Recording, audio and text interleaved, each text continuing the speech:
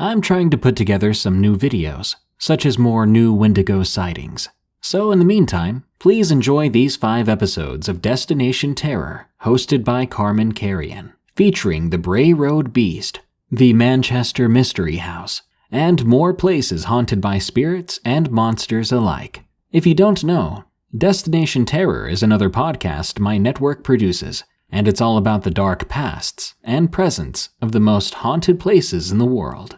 If you like what you hear and want to hear more, please support the show and help us grow by following and rating Destination Terror on Apple Podcasts and Spotify. Thank you. Also, be sure to send me your alleged sightings of what you believe was the legendary Wendigo at darkstories.org so I can narrate it. Now, let's begin. Here is a destination as exotic as they come, steeped in culture, the beauty of nature, and history. It has inspired artists, writers, and fortune hunters. When you step out onto this beautiful land, you will feel like you are visiting another world. If you are seeking isolation and solitude, you can find it here. Some say that if you search really hard, you may find something more. Legend has it that this place is also home to a terrifying, man-killing creature, like you can find nowhere else on Earth. Welcome to Destination Terror, your passport to the scariest places in the world. From haunted hotels to locations of unexplained creature sightings, we will travel to places that will provide excitement, adventure, and horror. Today we are discussing a place of sand dunes, mountains, and vast deserts. The Gobi Desert is a place of unbelievable beauty, but also the home of a horrifying, unbelievable legend, the Mongolian death worm. So if you are into travel and all things scary, listen close, and you might just discover your next exciting adventure destination, but hopefully not your final destination. Destination Terror is an EerieCast original podcast hosted by me, Carman Carrion. If you would like to send us a suggestion or submit a story with your own experience, you can email them to carmancarrion@gmail.com or follow me on Twitter @carmancarrion.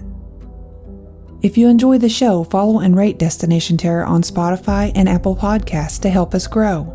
Also, check out EerieCast.com for more scary podcasts, such as Tales from the Break Room, featuring allegedly true and terrifying stories that happened on the job. Nancy had not enjoyed the 14-hour flight from the U.S. to Mongolia.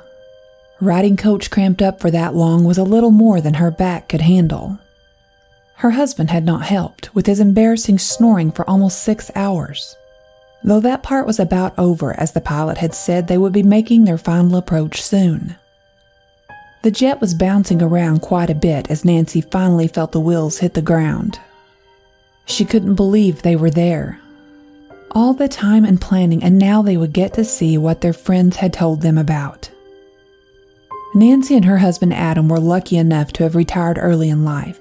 They had sold their bakery and had gotten quite a lot for it. Being in their late 40s, it was decided that they would get into shape while seeing the world. So they began to hit every hiking and biking trail they could find. It had kind of become more than a hobby.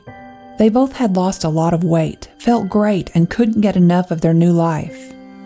It was around the time they had started talking about an international outing that some of their neighbors returned from a trip to Mongolia. They went to visit family there and brought back pictures. Nancy and Adam had immediately fallen in love with the landscape.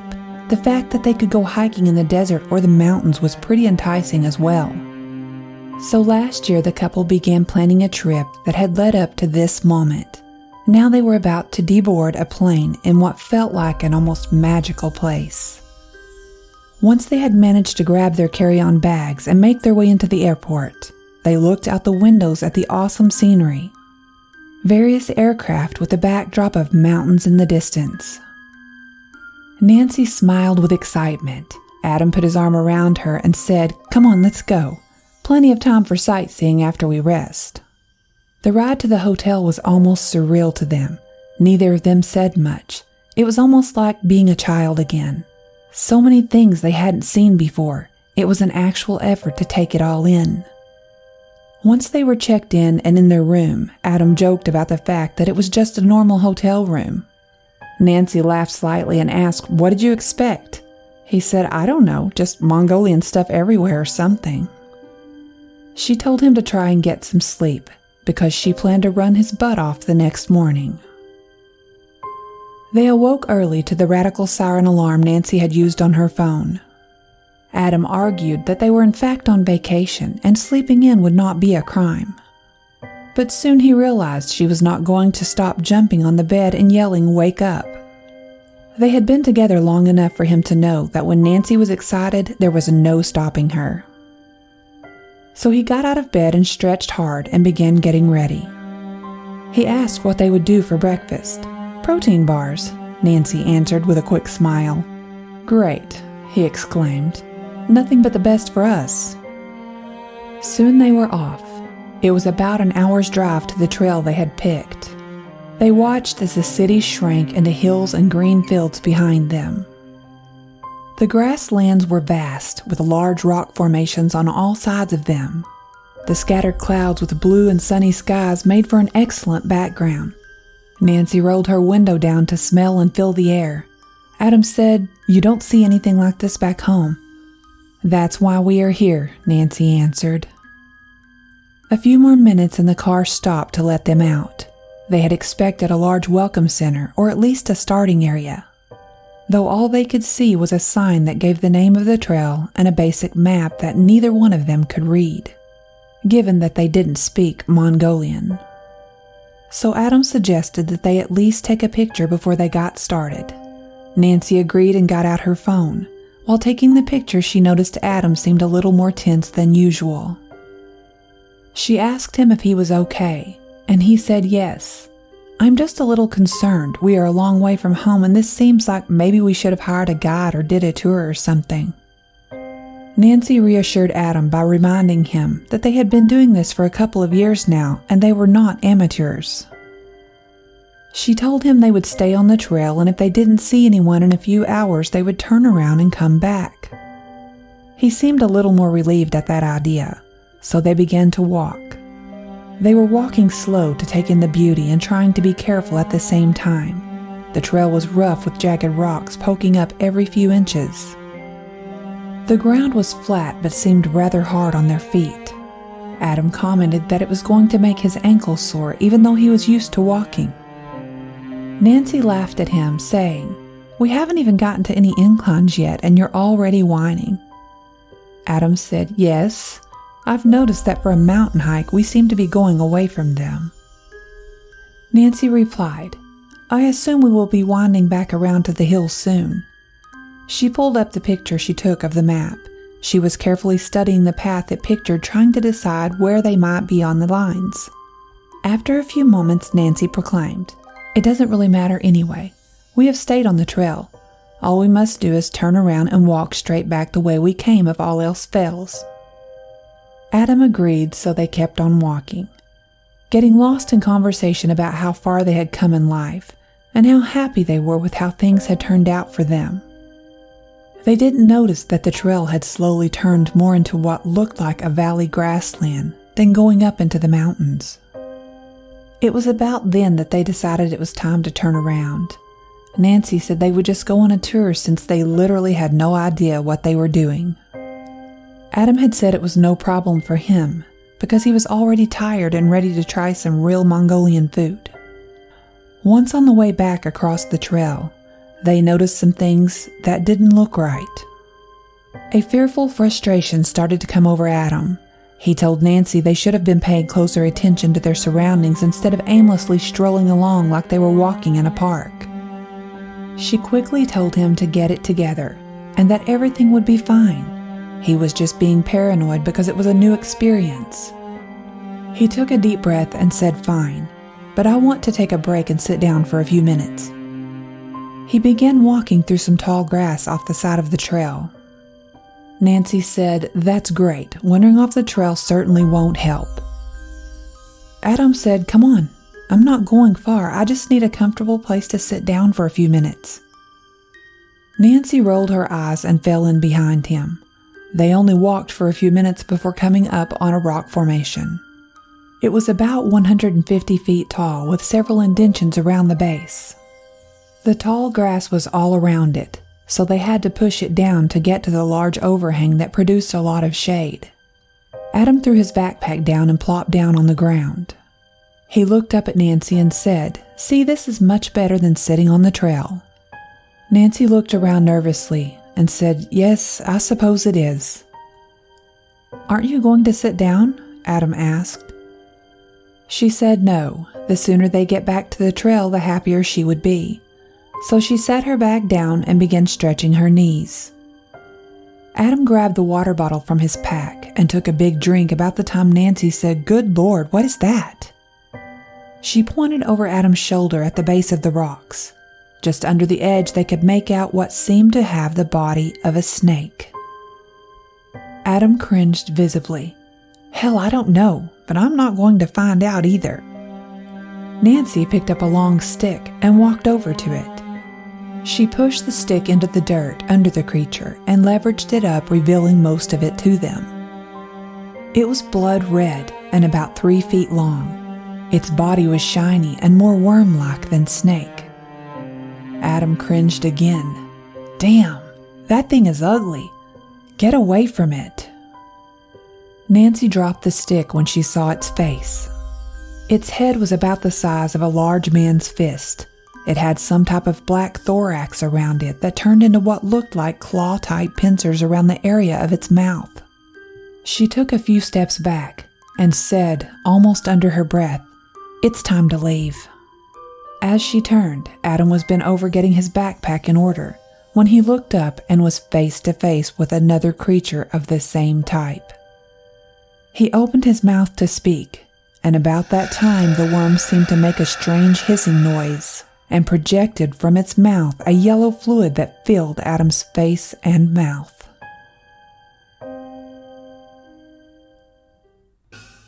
One of the most beautiful and peaceful places in the entire Asian region is the Gobi Desert. People who love solitude, hills, and sand, and the exciting beauty of deserts adore this location the most. Known as the 5th largest desert in the world, it is located in China and covers the northwestern parts of the country, along with southern parts of Mongolia. If you look at the Silk Road, which belongs to this desert, there are many important cities that fall on this route. This location is the Rain Shadow Desert, which is formed by the Himalayan range. All of the clouds that are passed from the Indian Ocean are blocked by the Himalaya range, due to which the harsh beauty of this location is enhanced furthermore. The best thing about the Gobi Desert is its climate. When imagining the desert, you may conjure up images of parched terrain and deadly heat. However, this location is more like an oasis. The Gobi Desert is extremely cool, and the climate is peaceful and cold. It is said to be a cold desert, and you can even experience snowflakes on the dunes there.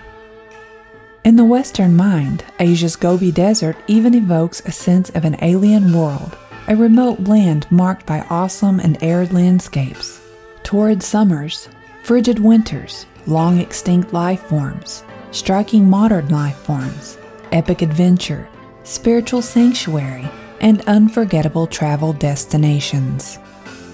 This desert is reported to be so long that it would take a year to go from one end to the other.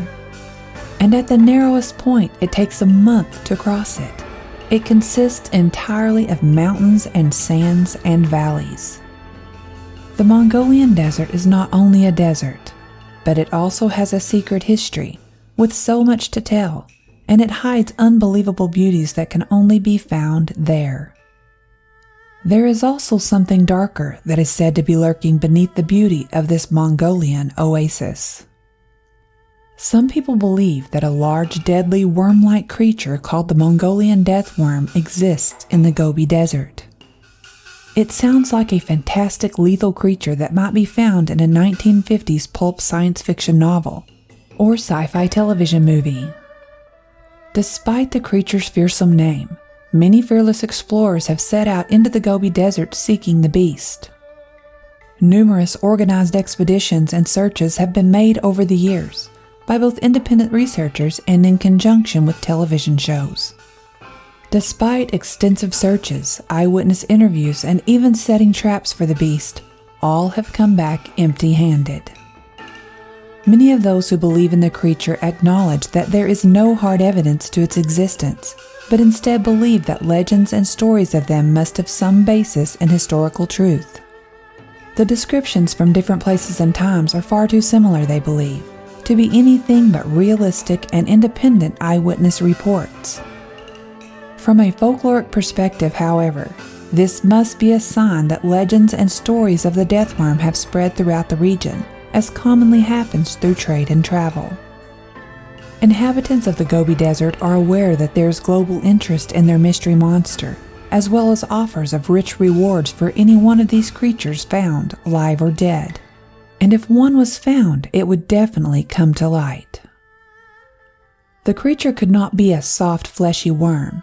Instead, it is likely a type of snake or legless lizard. This also means it would have to be a vertebrate animal with a spine that would presumably be found by searchers. Numerous explanations have been offered for this creature, including misidentified or new species of snake. Of course, not all the characteristics of the sandworm are a perfect match for the deathworm. For example, terrestrial snakes can't deliver lethal electric shocks the way the electric eels can. Furthermore, several venomous snakes, primarily cobras and vipers, can spit poison, which, although not acidic, can certainly cause harm and blindness. Yet these reputed characteristics are based not on hard data, but myths and stories and personal experiences. Some accounts of the deathworm claim that its venomous spittle can corrode metal instantly.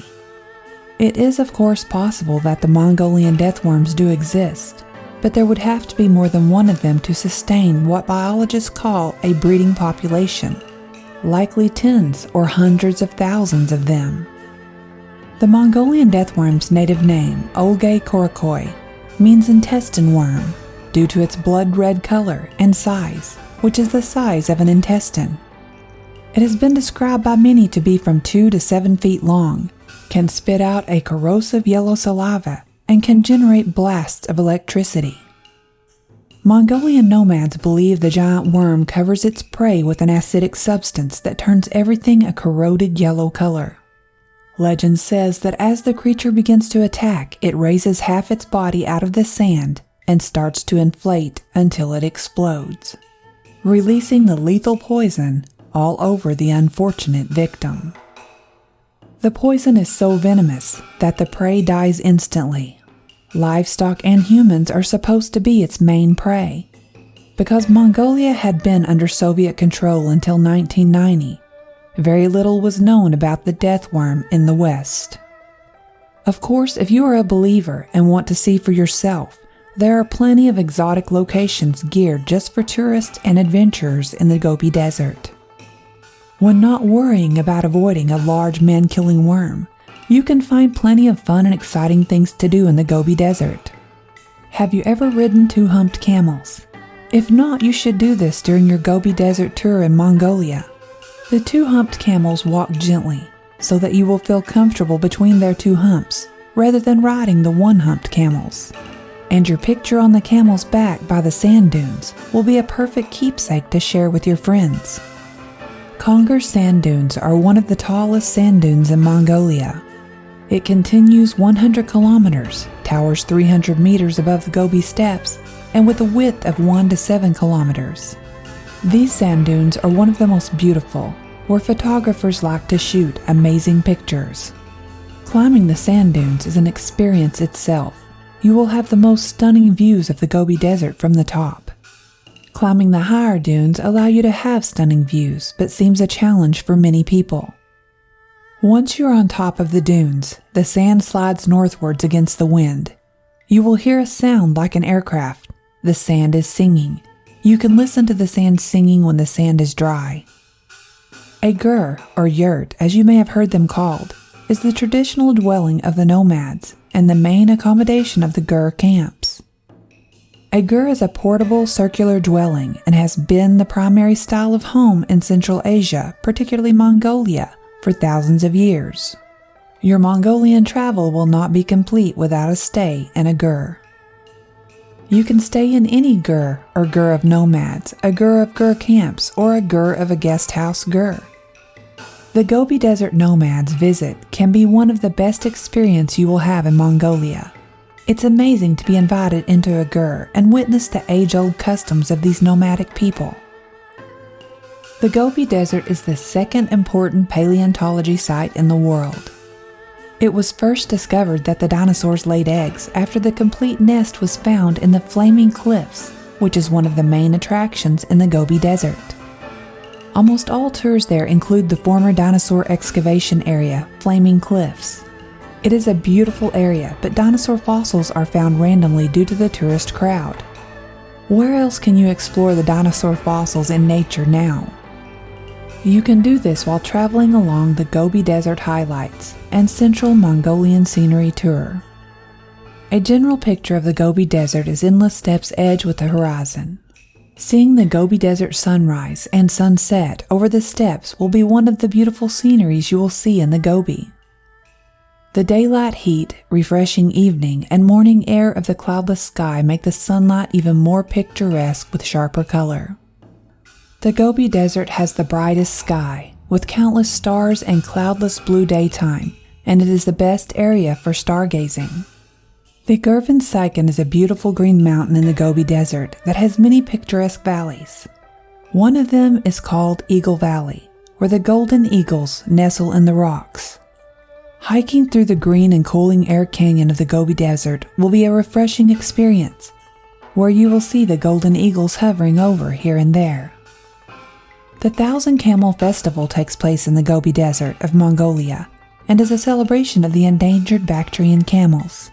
The camels have played an important role for the Gobi Desert nomads' life. The nomads use the camels for transportation and to make dairy products. They also provide meat and hides, as well as beautiful warm and soft cloths and blankets.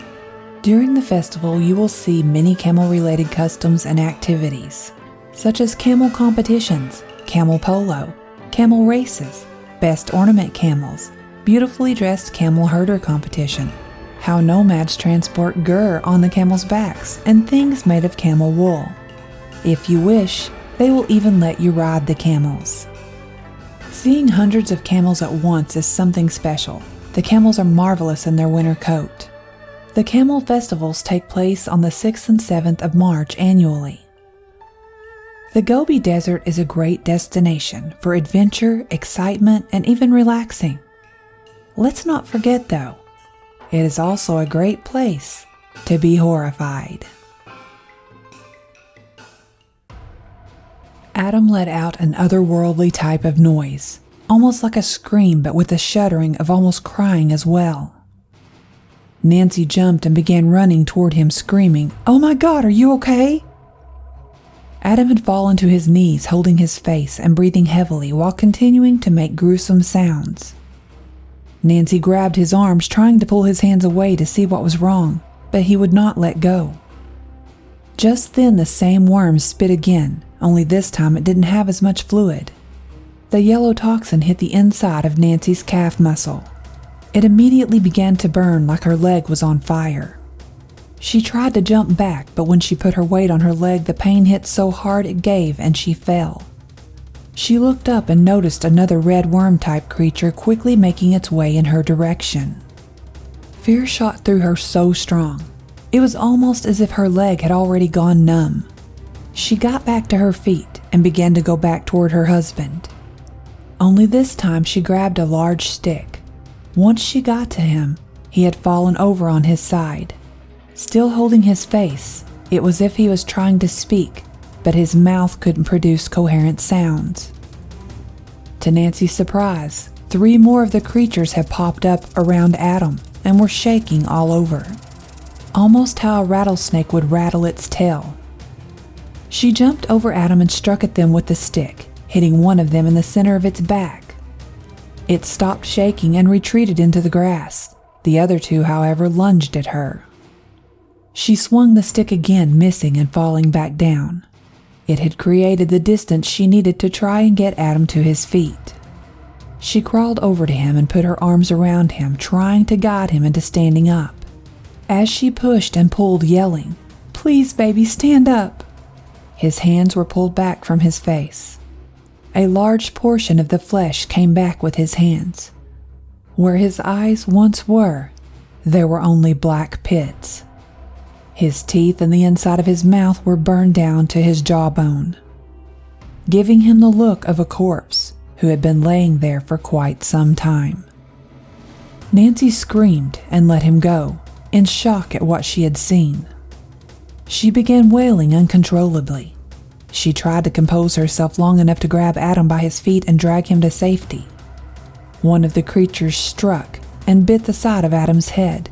It began to shake violently, and just before Nancy could curse the creature, she felt a jolt, almost like she had been hit with a board. She went flying back onto the ground. Dazed and almost knocked out, she felt every muscle in her body cramp up. She had a sharp pain run through her chest. Nancy suddenly remembered a couple of years before, grabbing one of Adam's extension cords, not realizing it had been cut in the insulation. She had been shocked, and it hurt like hell. This was the same, but only multiplied by about 100. Nancy now knew the worm-like creatures were also like eels. They could produce an electric charge. The memory of Adam's extension cord had reminded her of him. She lay there on the ground and began to weep quietly for him, knowing she would never see his face again. There was no way to save him from the wounds he had, and even if she could, she knew those creatures had most likely already finished killing him. She started to feel fear rush through her once more, overcoming her. She jumped to her feet and began running as fast as she could. While running, her muscles began to loosen back up. She was heading back for the trail they had wandered off only minutes before. It wasn't long before she could see where her and Adam had been when her calf began to burn horribly once more. She realized she had forgotten about the large burn from the acid the creature had spit at her. She looked down, and it was much worse than she could have imagined. A large gaping ulcer about 3 inches in diameter was burned right in the muscle of her leg. It seemed the acid had slowed down, but was still working. Nancy quickly scooped up water in her hand from a small puddle and poured it into the wound. It stung like hell, and she let out a muffled scream. The water ran from the hole in her leg and down to her ankle. The skin began to blister where the stream ran. Whatever these things were spitting at her was extremely potent. She tried to flush it off with what small amount of water was left. She then remembered her phone. Luck would have it that she had put it in her pocket. She quickly pulled it out and slid the emergency button. The call would not go through. She checked and could see that she had 2 bars, so she tried again. For some reason unknown to her, it wouldn't work. Nancy got up and started walking as quickly as she could up the trail, continuously trying to call for help. Finally, it started to ring. She stopped and sighed in relief. An answer came through, but not in a language she could understand. She started crying and trying to explain where she was and that her husband needed medical help quickly. The voice stopped, and in a few moments, another person was on the line. This person seemed to speak broken English and told Nancy to try and stay calm. They reassured her that help was on the way. Just then, Nancy heard something that made every hair on her body stand up at once. It was a vibrating sound. It reminded her of the rattling motion those worms had made at her and her husband. She began running the opposite direction of the path, while holding her phone close to her. Limping and breathing heavily, she tried to push through the pain and get as far away as her body could carry her. Nancy looked ahead, and all she could see was valley on all sides of her. Nowhere to take shelter or get up higher. She did, however, see a small wooded-type area, a little way out and to the right of her. She began making her way there. It took a lot longer than she had originally thought to get to it. She looked down at her leg, realizing it had become almost unusable at that point. The hole had gotten deeper, and she wasn't sure but thought she might be able to see the tendons beginning to show. Nancy quickly looked up, not wanting to know for sure if it was in fact that bad. She had finally made her way into the small batch of trees and collapsed on the ground. She held the phone to her ear and began to speak. No one was on the other end. She thought maybe they had hung up, but when she tried to call again, the phone was dead. Nancy let out a loud cry and just broke down. Surely someone would be along soon either way. The call had gone through, and the voice had told her they were coming. Through the crying and yelling, Nancy heard a disturbing sound. It was a hissing, much like that of the worm that had spit on Adam. It sounded rather close and was followed by the vibrating and rattling. Nancy opened her eyes and looked up. There were about 4 of the worms in front of her, facing her direction. She began pushing backwards behind the tree she was leaning against. As she turned, about 5 to 6 more were coming up out of the ground. The one closest to her made a hissing, hawking sound. The last thing Nancy saw was a yellow liquid eject from its mouth, and she let out a blood-curdling scream.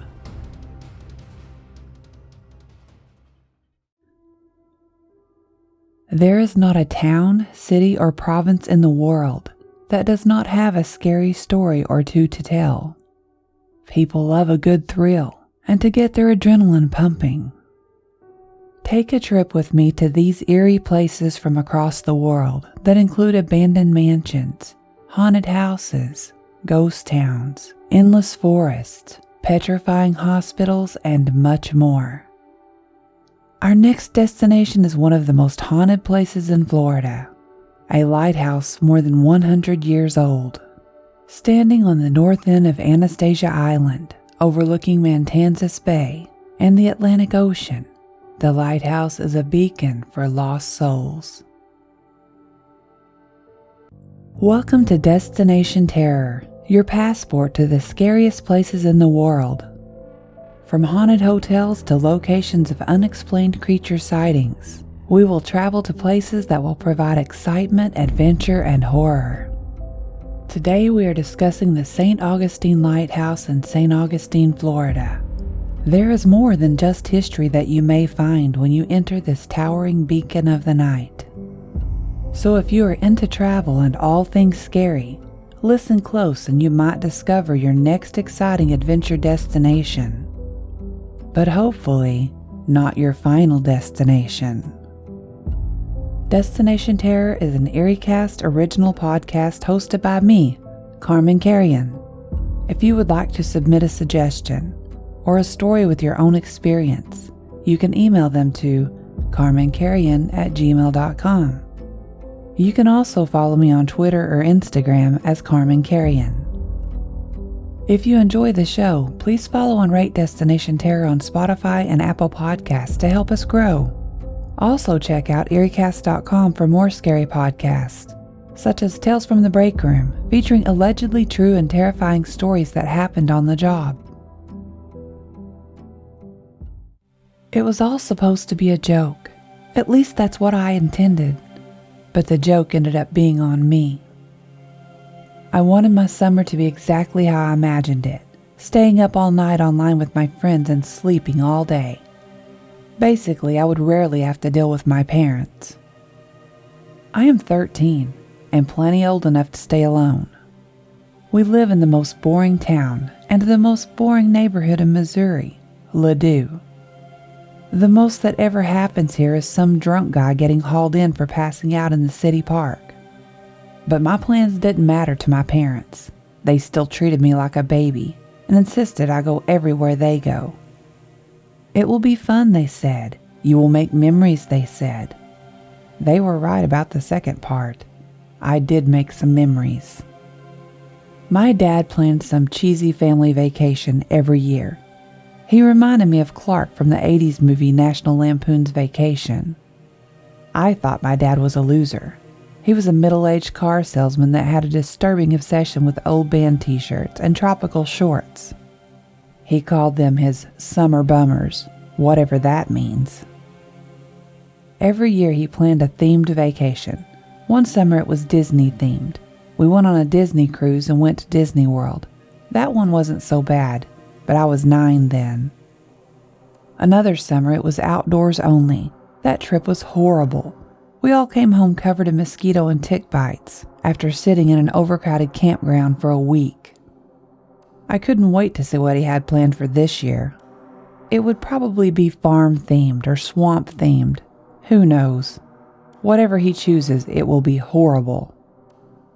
So basically, I went into this trip with a bad attitude, and when my dad announced at dinner, the one meal that I always show up for, that he was taking us on a trip of horrors, I got a little excited.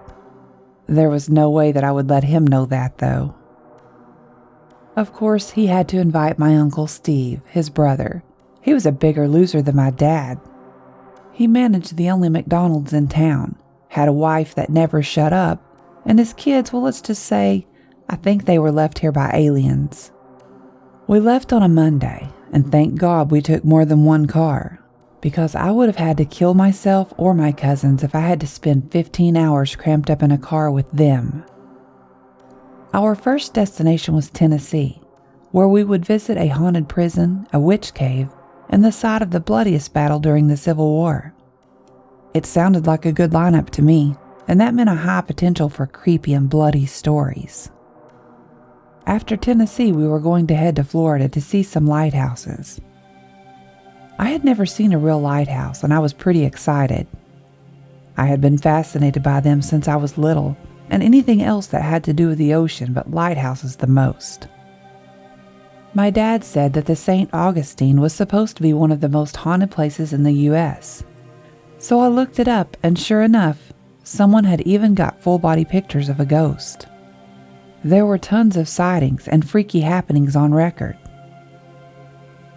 I kept my ears plugged with my earbuds most of the trip in an attempt to forget where I was and who I was with.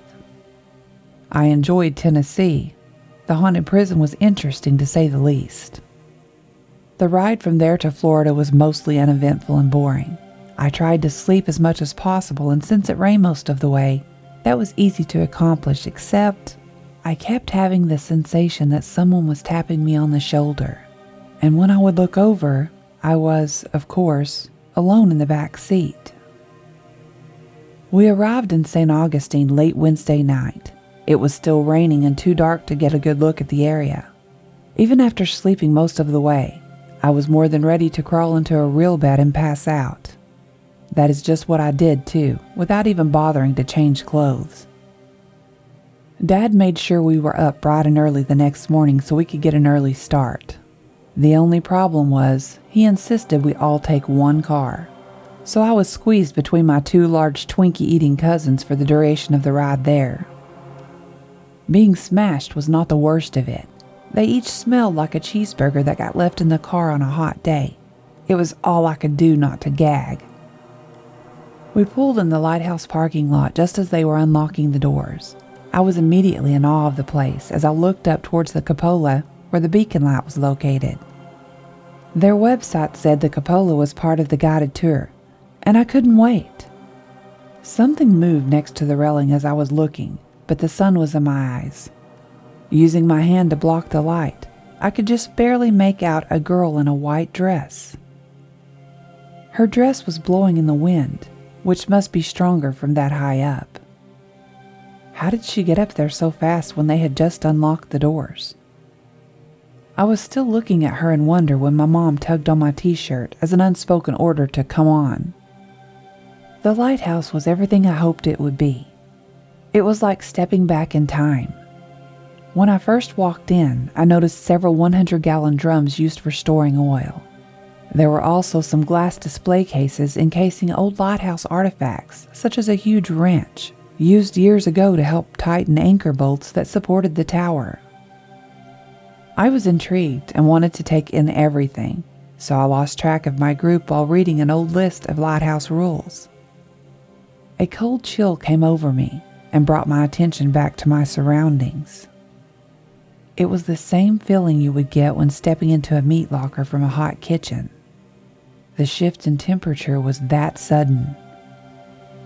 It was early June in Florida.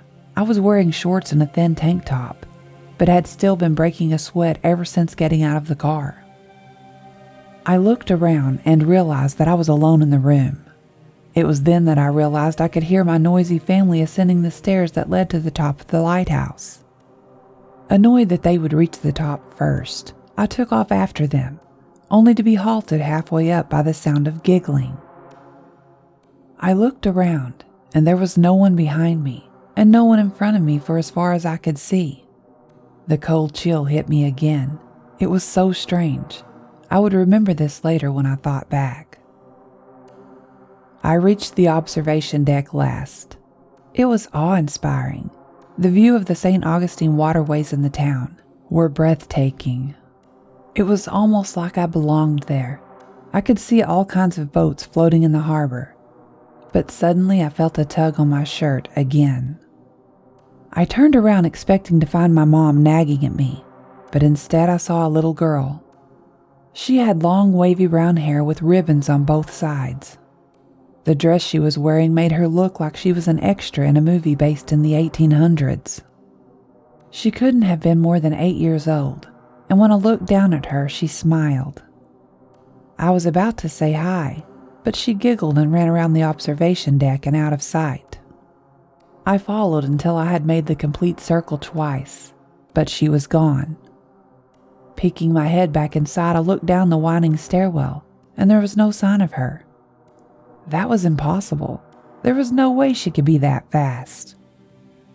That is when I realized that my family had left me again. Suddenly furious about their neglect, I forgot about the little girl and made my way back down the 219 steps to the bottom. I caught up with them just as they were exiting the lighthouse and shoved my way past everyone, making sure to bump into my cousins, hitting them hard with my shoulder. If they couldn't wait on me or even remember I was there, then I would take the lead and leave them behind. I headed in a brisk walk towards the keeper's house. I could hear my mother saying my name in her attempt at a threatening tone, but I carried on, ignoring her. The keeper's house was full of exhibits that were truly interesting, but I could no longer see past my own fury. I walked to each display and feigned interest before moving on, deliberately keeping ahead of anyone else. At some point, I lost them again.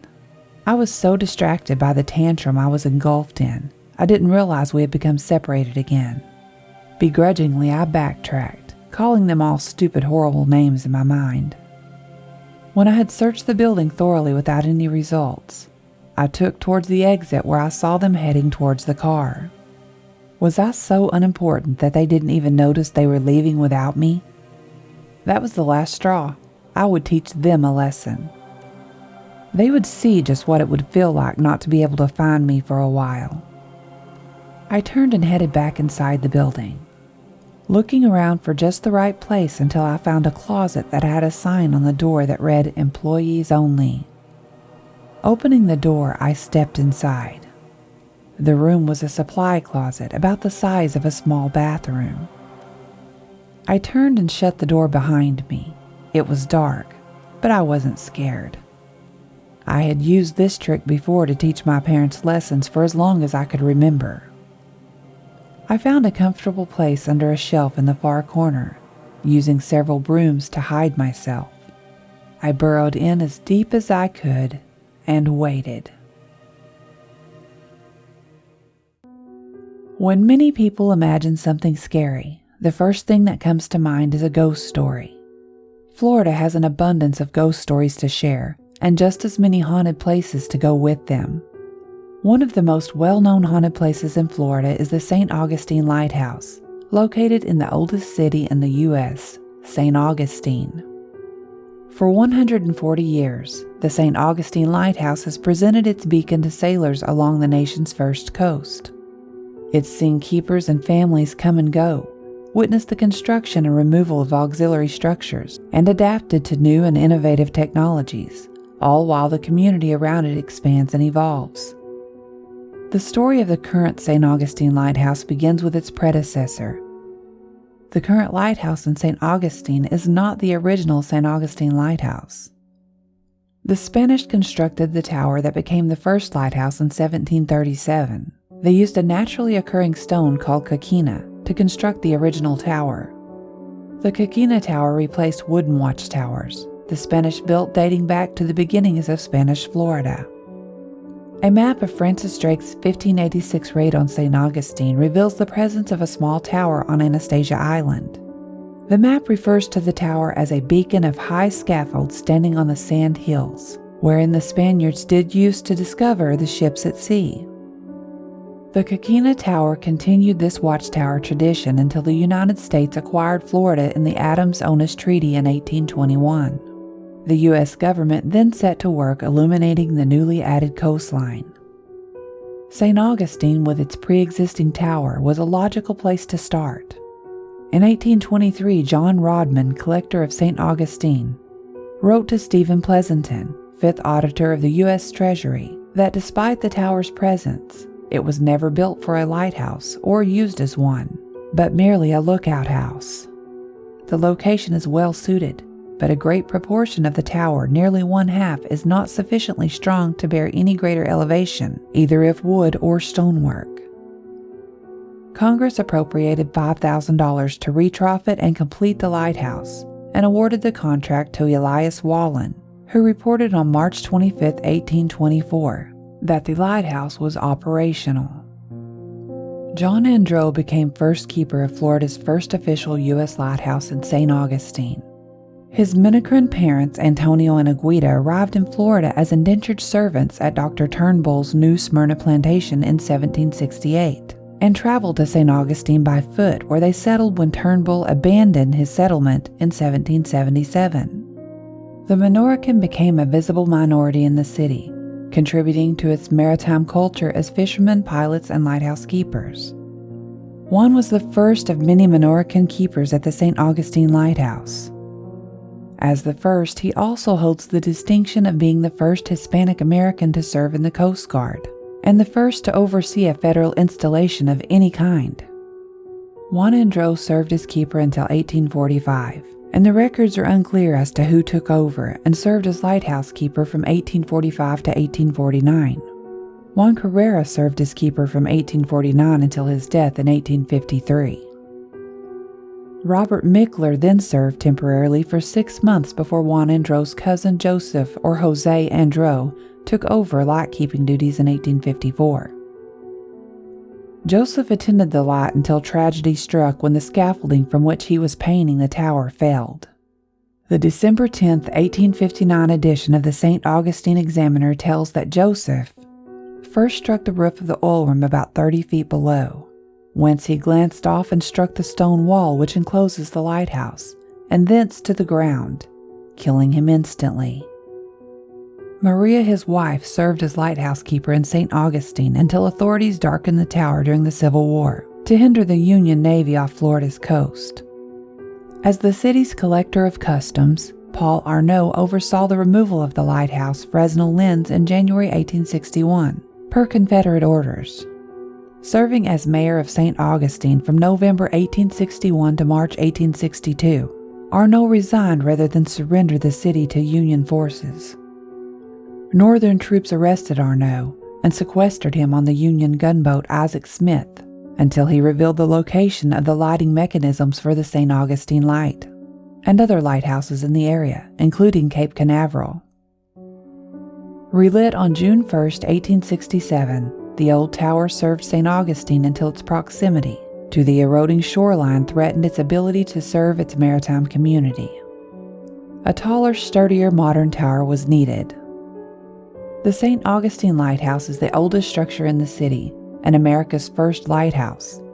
Built between 1871 and 1874, the lighthouse is still an active working lighthouse. It continues to guide ships today and serves as a museum. But with age comes death. During its 100 years of existence, many lives have been lost in or around the landmark's grounds.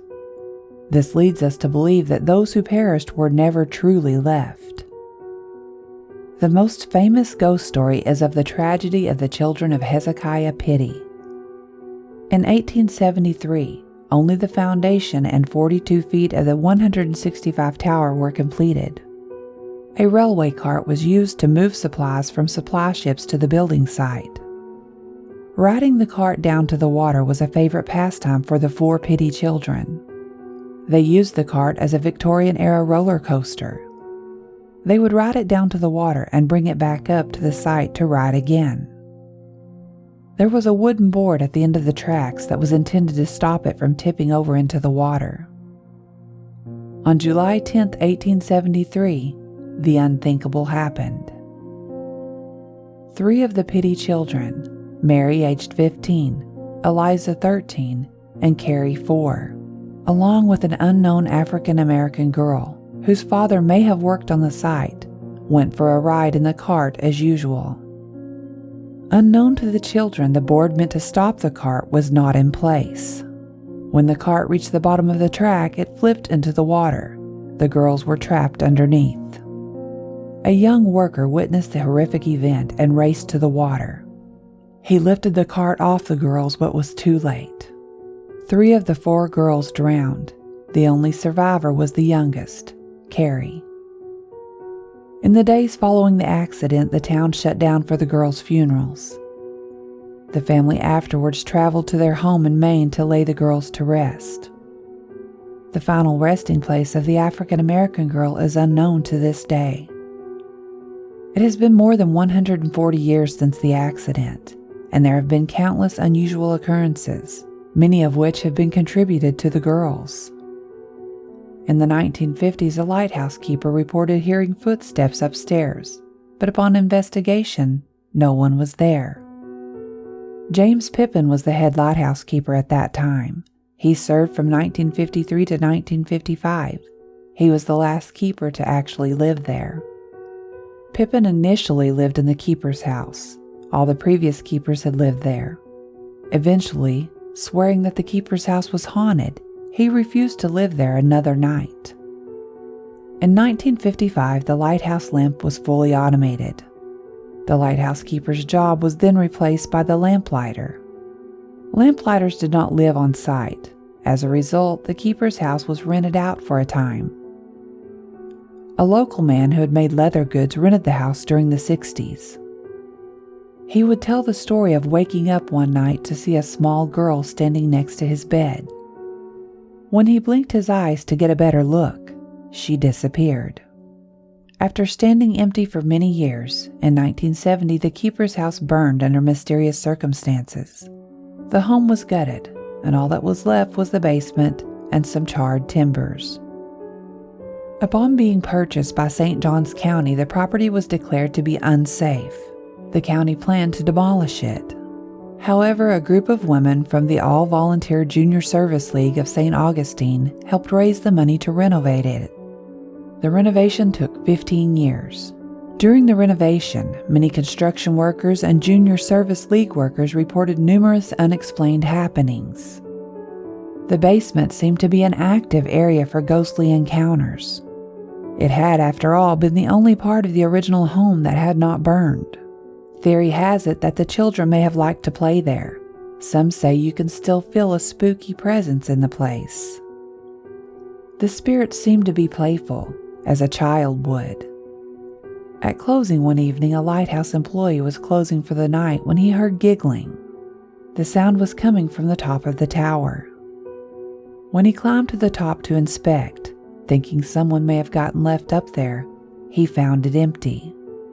There was another instance where a female guest who had paused at the bottom of the stairs tried to take a step and realized that her shoelace had been tied to the staircase. Today, the St. Augustine Lighthouse, a maritime museum, serves as a scenic and educational maritime museum.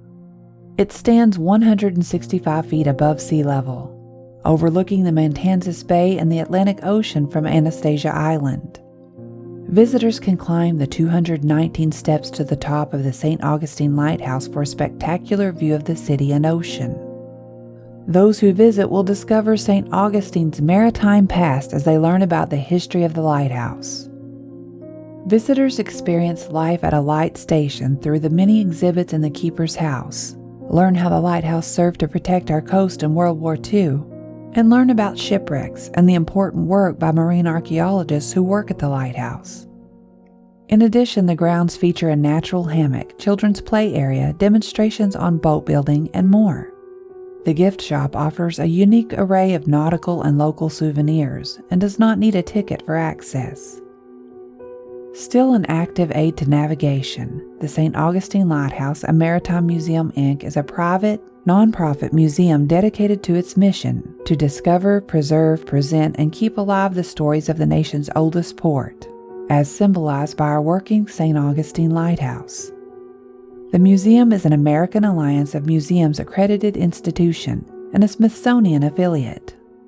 The museum also hosts weddings on the front lawn of the lighthouse keeper's house. Wedding packages include admission to the lighthouse, a museum where guests can climb the steps. Free parking is available at the museum. The museum is closed on Thanksgiving and Christmas Day. It is located on Anastasia Island on the road around the corner from the fire station, across from the alligator farm. The museum offers 3 specialty tours.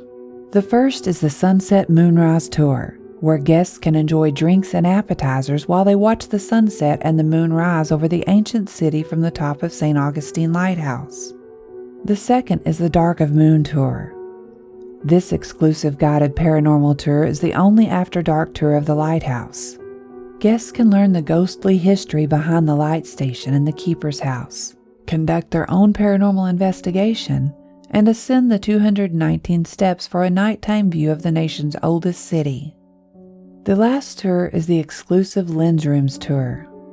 Visitors can indulge in a premium and personal tour behind the scenes of the St. Augustine Lighthouse and Maritime Museum, with special access to the Lens Room. If you want to hunt ghosts or experience the chills that seem to come with encountering a spirit, the St. Augustine Lighthouse is at the top of my list of places to visit. I had been waiting for a while, but I knew from experience that you had to be patient when you disappear deliberately. You must first give them time to realize you're gone. You then must give them time to search long enough to work themselves up into a panic. I was a pro at this sort of thing, but I didn't calculate in what would happen next. I fell asleep. I don't know how long I slept. It could have been minutes or it could have been hours. But when I woke, the closet was completely dark. The small sliver of light that had shone from beneath the door was even gone. My heart immediately began to pound against my chest. I had lost my desire for revenge. I tried to stand and banged my head on the shelf. Finally clearing the shelves, I stood, sending the brooms and other things tumbling down all around me. I slid my hands along the walls, tripping over the unseen obstacles the whole time. And to my relief, my hand finally found the doorknob. I twisted it roughly, but it was locked. I was trapped. I felt stupid and childish, but mostly I felt scared. I had never been claustrophobic, but suddenly it was hard to breathe, and as the feeling of suffocation became overwhelming, I began pounding on the door, screaming for help with what breath I could muster. I was in a full-blown panic when I heard "shh" from behind me. I went completely silent and slowly turned, half expecting to see a hideous beast with bloody claws waiting to rip me to shreds. But instead, I found the little girl from the observation deck. The closet was completely absent of light, but I could see her. It was almost as if she glowed. She had her finger to her lips. I stared at her, stunned, and almost fainted when a second, smaller little girl stepped out from behind her, holding her hand. The girls were devoid of color, as if they were part of an old black and white movie. The smaller one seemed shy and scared, clinging to the hem of the older girl's dress. I nearly jumped completely out of my skin when the older one spoke. "You have to be quiet, or he will hear you." She reached around me and grabbed the doorknob, turning it. It twisted and the door opened without hesitation. I watched as she stepped out into the main room of the keeper's house, still holding the hand of the younger girl. "Follow us and be very quiet. He doesn't like all the visitors, and if he finds you here alone, he may hurt you," she warned. I had no idea what she was talking about, but as I followed her out into the open, I could see that it was night. I must have slept well past dark. My parents would be worried sick. That had been my intention, but not to this degree. She led me to the front door where the exit was, but the door was locked, and not even she could open it. We went to each exit and tried each door. They were all locked tight. I noticed the little girl was still clinging to her, watching me warily. When she caught me looking at her, she popped her thumb into her mouth and hid her face. I was watching her curiously and had yet to speak myself. I think I must have been in shock. It was as if I knew what was going on but had no control over my surroundings, or my own tongue for that matter. A man's angry howl broke the silence, and we all three jumped. There was a crash, like someone had shattered a wooden table with a sledgehammer. My heart felt as if it was trying to burst out of my chest. I turned to see the girls had taken off down a dark hallway. I was about to follow when they began to fade like a mist in a breeze. They were there one moment, and then gone the next. The howl had turned into a moan, and as I turned my attention back to it, I could hear a dragging sound. It was getting louder and louder. It was heading right for me. I turned and grabbed the doorknob in a terrified panic. It still wouldn't budge. I looked around the room and saw a window. I ran to it and tried to pry it open, but it was sealed shut. I was looking for something, anything that I could break the glass with, when I felt a cold air begin to creep across my neck. Goosebumps crawled from my neck down my arms. The room had gone silent, except for the heavy, icy breaths that now sounded in my ears and flowed across my bare skin. I was afraid to turn around, but I had no choice. I had nowhere to go. Slowly I turned, and for a second, it felt like time stood still.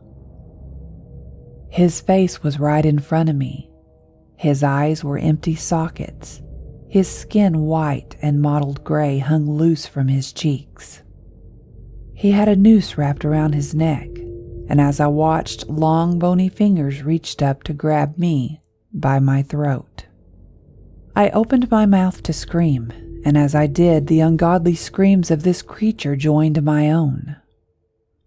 Terror, depletion, or shock, I don't know which, but something caused the room to suddenly be filled with a blinding light, and just as quickly, my world went dark. A pounding in my head woke me. Disoriented, I looked around the room. The light was on, and I could see a stranger standing beside me. It was a security guard. He was holding a flashlight, a very bright, shining flashlight. He called my parents, and they were overwhelmed with relief to find me safe. They should have punished me. I would have deserved it, but they didn't. My mom told my dad that she was sure the experience was lesson enough. She had no idea how right she was. This U.S. state is home to a major archaeological find, 14,500-year-old mammoth bones with human-made tool marks, suggesting that people have lived in the Western Hemisphere longer than experts had previously believed. Native American tribes formed over thousands of years after the mammoth hunters arrived. 11 Native American tribes still live in this state today. This state's name might have come from a Native American word, Mesconsing, meaning roughly "It lies red," or "This stream meanders through something red." It probably refers to this state's reddish sandstone. It is famous for its cheese, so famous that it has a cheese museum. On the second Saturday in June, the National Historic Cheesemaking Center creates a 90-pound wheel of Swiss. These are some facts about the beautiful, mysterious state of Wisconsin. But what you may not know is that Wisconsin also has a dark side. Welcome to Destination Terror, your passport to the scariest places in the world. From haunted hotels to locations of unexplained creature sightings, we will travel to places that will provide excitement, adventure, and horror. Today we are discussing horrifying Wisconsin, the home of the Beast of Bray Road, as well as numerous other creatures and haunted places. So if you are into travel and all things scary, listen close and you might just discover your next exciting adventure destination, but hopefully not your final destination. Destination Terror is an EerieCast original podcast hosted by me, Carman Carrion. If you would like to send us a suggestion or submit a story with your own experience, you can email them to carmancarrion@gmail.com or follow me on Twitter @CarmanCarrion. If you enjoy the show, please follow and rate Destination Terror on Spotify and Apple Podcasts to help us grow. Also, check out EerieCast.com for more scary podcasts, such as Tales from the Break Room, featuring allegedly true and terrifying stories that happened on the job. Working as a party clown was probably the worst idea Mason had ever had. Well, it wasn't actually his idea. The idea had been his roommate Randy's. They were looking for ways to earn extra money so they could save for their first college spring break trip. First of all, Mason hated kids, and the only thing he hated worse than kids were clowns. There were few options where they could work around their school schedules and their current part-time jobs, so advertising online as clowns for hire seemed to be a good choice, until Mason landed his first gig. He lived in a dorm at the University of Milwaukee, and the job was for a 6th birthday party that would be taking place in Delavan. It was over an hour from the school, in a place he had never been to. He would have to spend most of his day in a car dressed in a clown suit. God, he should have just become a stripper. He would have made more money. The idea made him laugh out loud. He could twilight as a stripper in his clown suit and work as a stripper clown. He was cracking himself up, and it was helping lighten his mood. Being a clown was trial and error. He had to repair his makeup 3 times. First because the neck of the clown suit was tight and squished his face, and after that because he kept forgetting he had the makeup on. Throwing his suitcase full of magic tricks into the back seat of his Prius, he cursed Randy again. Randy had conveniently been too busy to take the job and had passed it on to Mason. He had the feeling that he was a real clown for listening to his roommate. The trip wasn't as bad as he expected. He had listened to his playlist, which was always a good distraction. He had to stop in a little town called Elkhorn for gas. He knew this town was famous for something, but he couldn't remember what it was. He would have to look it up later. With a tank full of gas, he hopped back into his car and headed on to Delavan. He arrived 30 minutes early, which gave him time to go over his tricks and check his makeup. He was about to get out of the car when he realized he wasn't wearing his red clown nose. Reaching into his bag, he pulled it out and stuck it on. To his surprise, it wasn't uncomfortable like he had expected it to be. The party went on a lot later than he had expected. All he had to do was pretend to trip or anything else stupid and the kids would burst out in laughter. The kids took the lead from the beginning, so he didn't have to put much thought into what he should do next. They requested magic tricks and balloon animals, which Mason had practiced to a point of self-pride. The only bump in the whole afternoon was when a little girl insisted on a story. Mason hadn't been prepared for that, and was relieved when the birthday boy's mother showed up with a children's book about clowns. They all seemed to have a great time, and by the end of the party it was getting dark. A few of the kids still hung around, Many had already left, except for the one little boy. He was still in hiding because he was terrified of clowns. Mason was exhausted by the time he headed out of Delavan, and by the time he drove back through Elkhorn, it was completely dark. He passed the gas station where he had filled his tank earlier, but at some point he must have made a wrong turn, because the road he was on suddenly turned to gravel. He hadn't set his GPS because he was sure of his sense of direction, and when he opened his phone to type in the address, there was no signal. The GPS wouldn't work without it. Looking for a place to turn the car around, he figured his best bet was to head back towards the gas station in the direction he had come from. Once he was there, if his GPS still wouldn't work, maybe he could buy a map or get directions. There were no streetlights, and it seemed like miles before he found a driveway to turn around in, but he finally did. Pulling in, he had to be careful because the ditch was deep on both sides. He made it in okay, but when he began to back out, the car bounced and he heard a loud thump. Afraid that he had hit someone's dog, or worse, he put the car into park and climbed out. Walking around the back of the car, he inspected the area. There was no sign of damage to the car, and no trace of whatever he had backed into. He shrugged and then realized he must be a sight. A clown in a Prius out in the middle of nowhere, skulking around on a dirt road in the dark. He would have laughed at himself again, but his train of thought was interrupted by a sound from behind him. Turning around, he could barely see the bushes on the side of the road. They were more like a black blob shaped like bushes. But he could also tell because one large section was shaking while the rest were still. There was no breeze to be felt, and as he watched, the shaking became more violent, making a brushing sound like something was trying to claw its way out. Mason wasn't an idiot. He wasn't going to stick around to see what it was. He jumped back into his car and took off down the dirt road. As he looked into the driver's side mirror, he could see something large behind the car. It looked like it was chasing him. It was probably a dog from a farm close by, but God, it was huge. He pumped the accelerator, not wanting to lose control on the gravel, and was relieved when the road turned back to pavement. He was checking his mirror again when he heard the loud bang and pop. Mason looked at the dash display and the tire air pressure warning light came on. His stomach turned when he realized he must have had a blowout. Putting the car into park as close to the edge of the road as he could, Mason took a deep breath and prepared to get out and change the tire. A task that normally would be annoying now seemed completely terrifying.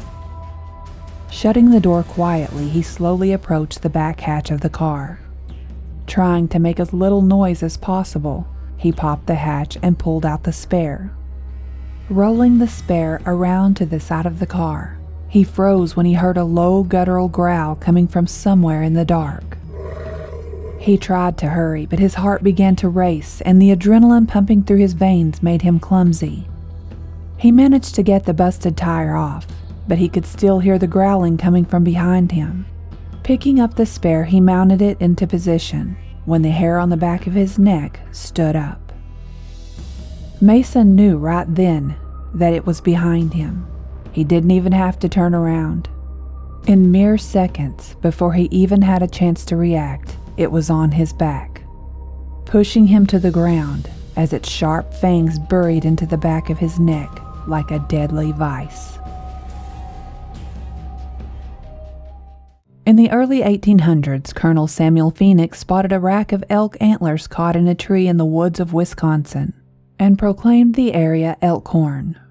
The area's pristine beauty and fertile soils drew the attention of Daniel Bradley, his brother Milo, and LeGrand Rockwell in their quest to create a village. By 1846, when the first town meeting was held, Elkhorn boasted a population of 539. The town has a Christmas card town reputation and is recognized every year through a series of oil paintings created by resident artist Jan Castle Reed depicting the city's historical landmarks. In 1851, it became the home of Walworth County Fair, deemed as one of the best county fairs in the nation. Today, the event draws over 100,000 visitors to the city. The Norman Rockwell setting is not the only thing that draws visitors to this small town of Elkhorn, Wisconsin. The town has a darker side to its history, which began back in 1936. The first sighting happened in Jefferson, just a short drive from Elkhorn. Mark Shackleman had arrived at St. Coletta School for Exceptional Children just before midnight, carrying only a flashlight on his belt. Shackleman was the night watchman for the school, and it was his job to patrol the grounds every night. At the time, the school was located inside a former Franciscan convent outside of Jefferson, and the grounds spread out and covered several old buildings, an orchard, and open fields used for the preservation of several Native American burial mounds. Shackleman was in his 30s at the time, and the job was a means to provide for his family. It was a fairly uneventful job, and in Jefferson, there wasn't much going on other than the mischievous teenagers goofing off. During that late-night watch while crossing the fields, Shackleman saw a shadow. What he saw was a creature digging into one of the mounds. It appeared to be a dog or a wolf, but even from that far away he could tell it was way too big to be a normal canine. While he was watching, the thing suddenly turned around and looked at him, and then slowly stood up. Rising to a height of over 6 feet tall, with a canine face covered in thick fur, it had the muscular body of a man. The creature let out a guttural growl that echoed across the open field, causing Shackleman to step back. His heart was racing, realizing if this thing attacked, he may not be able to outrun it, but to his relief, it turned and ran off into the trees. The next night during his rounds, Shackleman came upon this beast again, in the same area, but this time the creature snarled and bared its fangs. Shackleman was ready for a fight as he gripped his flashlight, prepared to use it as a weapon. The creature growled the same as the night before, but this time the sound seemed half human and half beast. Luckily, once again the creature turned and left. That was the last time he saw the creature.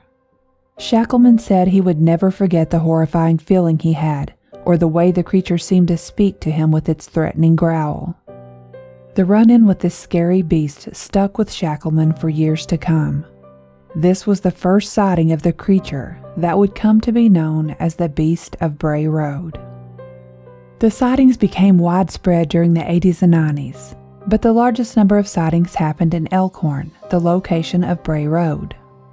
There was a report by a woman who claimed that the creature had tried to break into her home and later attacked and injured one of her horses, leaving a gash along its back. She also claimed that the creature left behind footprints, and they were at least 12 inches long. Another woman spotted it crossing the road in front of her car, while later another saw it crouched down on the side of the road eating a small animal. Later, there was a young girl who claimed the beast had chased her through the woods, giving her a horrifying fright. The sightings continued, and soon there was a report from a young woman that she had spotted the creature while driving down Bray Road. She said that something hit her tire, and when she stopped to investigate, that is when she saw it, a massive wolf-like creature standing on 2 legs. Frightened, she jumped back into her car and slammed the door. As she spun her tires trying to speed away, the creature jumped onto the trunk of her car, but slid off as the car sped up. After she came forward with her story, others began to share theirs as well. Of course, a lot of people were on the fence about whether the creature was real or not. Many believed the stories were made up. The incident did, however, prompt further investigation. The Week, a Walworth weekly newspaper, sent Linda Godfrey to investigate and to collect stories. Godfrey was skeptical when she began the assignment, but as she met with witnesses, she began to believe the sincerity of their stories. Godfrey was so inspired by the stories that she wrote The Beast of Bray Road, Telling Wisconsin's Werewolf. In the book, she shares the stories she gathered from witnesses who have had encounters with the creature. The mysterious beast garnered so much public attention that eventually someone decided to bring it to life on film. In 2005, a horror film was made based on the actual accounts of the sightings. The film follows a local sheriff who is finally forced to accept that a string of horrifying deaths is linked to a predator, which possesses both human and wolf DNA. In 2018, a documentary film was released. This film covers the sightings as well as Linda Godfrey's research into the beast. Wisconsin is not just the home of the Beast of Bray Road. It has many more mysterious creatures and creepy destinations to add to your travel to-do list. On March 19, 1908, Wisconsin newspaper, the La Crosse Tribune, ran a very short article with the headline "Beast Causes Terror." With only a few lines, the story told of how a wild beast, described as a panther, was terrorizing the residents of Eau Claire, attacking and eating their livestock and stalking the children of a local farmer. The article never mentioned if any of the locals had banded together to hunt the beast or if any notable evidence had ever been collected.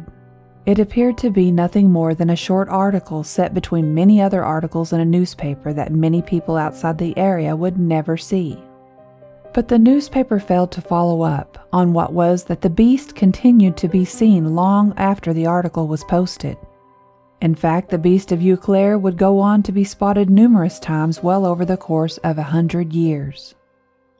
In 1980, several children reported seeing a creature that appeared to be part bird and part human. There is one witness whose story is on record, and this is how it goes. When I was about 10 years old, we lived in the country on the side of a bluff. It was a very isolated place, lots of trees surrounding the house. My grandparents had a trailer on our property right next to our house. One day my grandma started screaming. When we went to see what was going on, she was hysterical and screaming about a birdman looking at her through the window. She said she was sitting in her chair watching her shows and saw something by the window.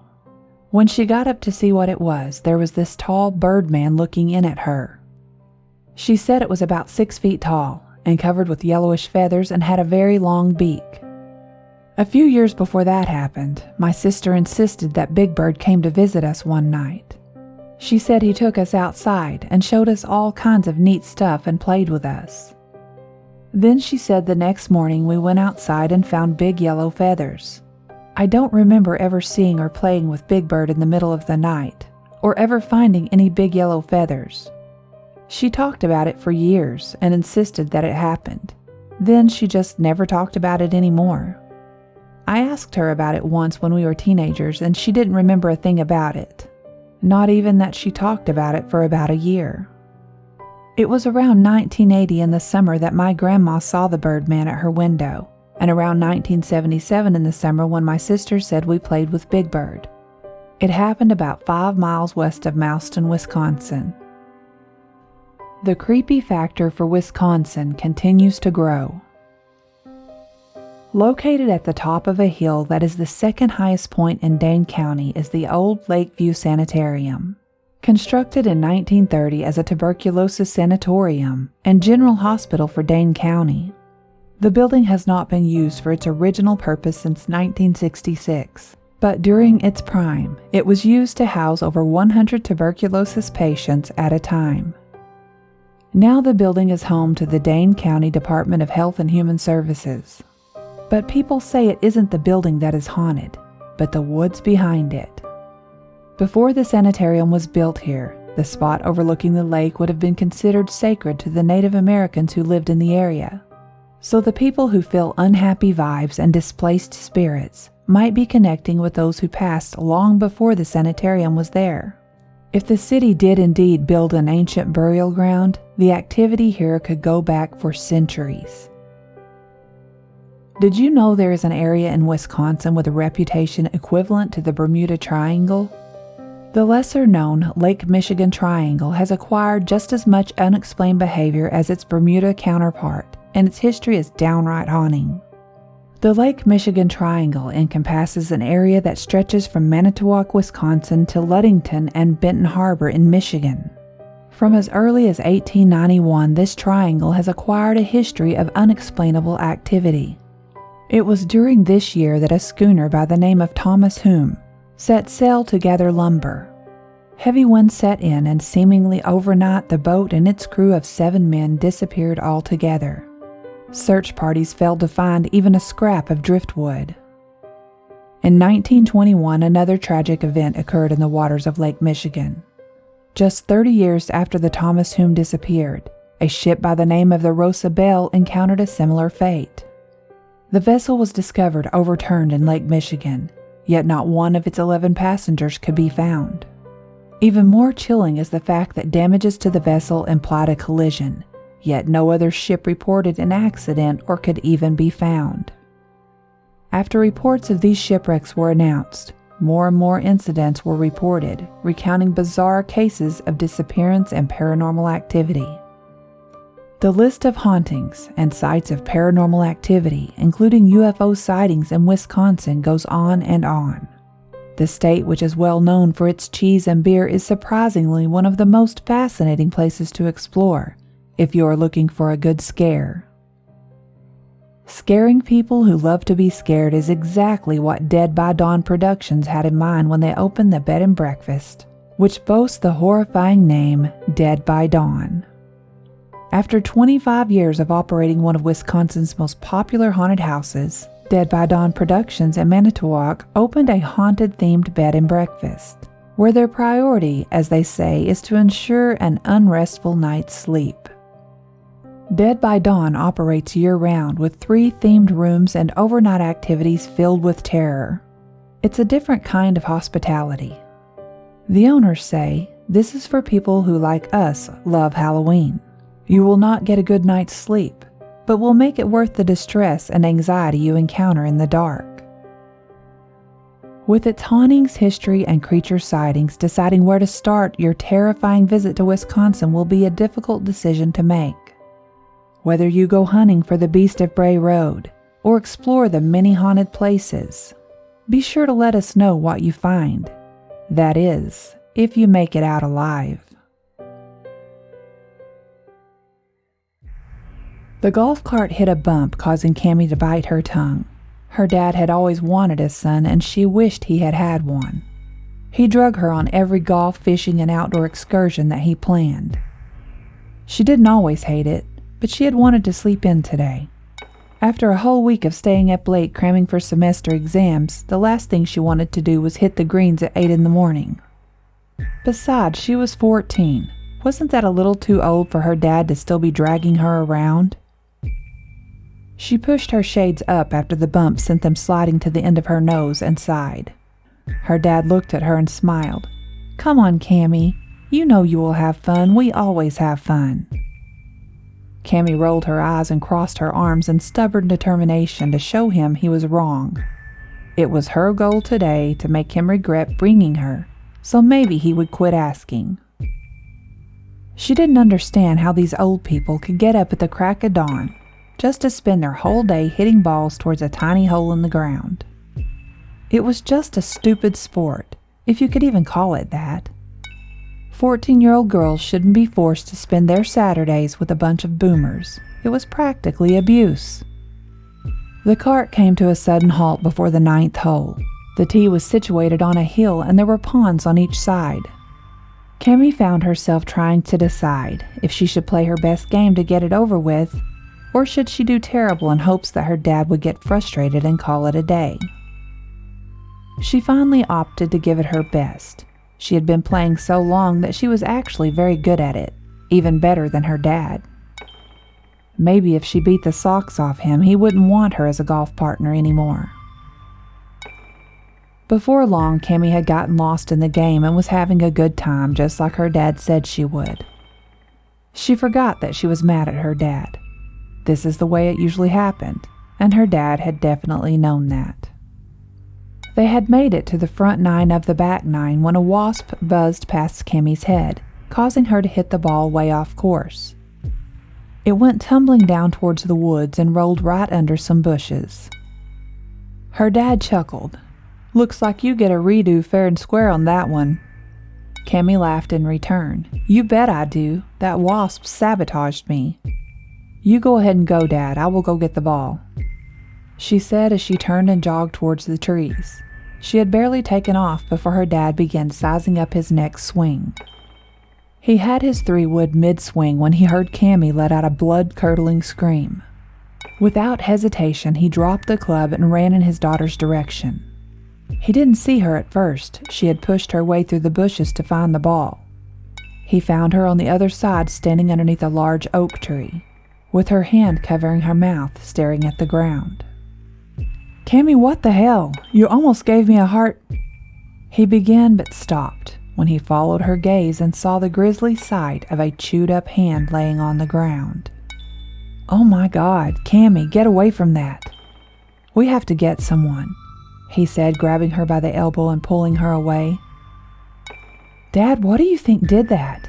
And who do you think it is?" she asked. "I don't know, honey, but our golf game is over. There will be cops crawling all over this place after we report it." He sounded annoyed, but Cammy knew he was more worried than anything.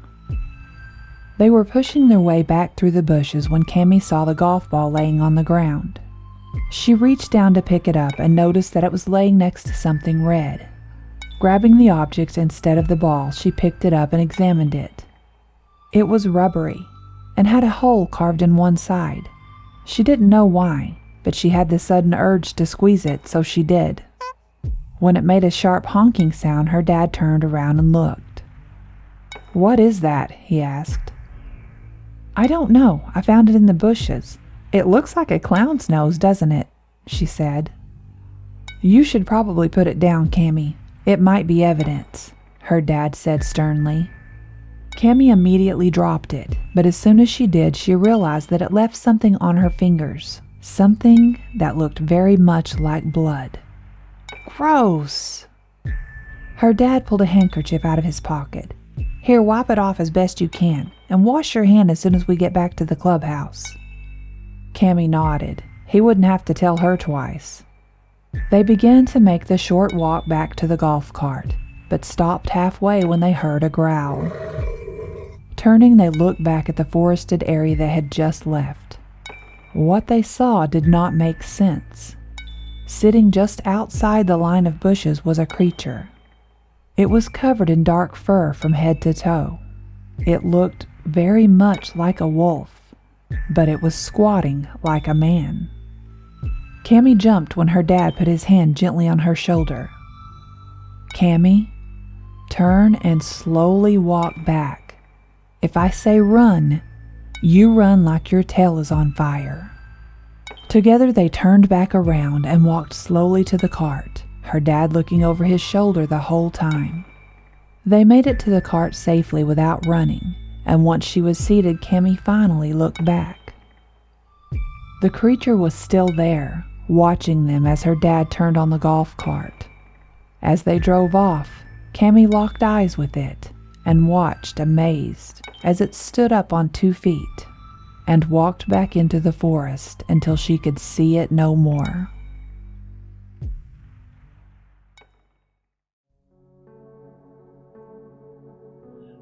Strange and mysterious, with halls that lead to nowhere and doors that open to everywhere.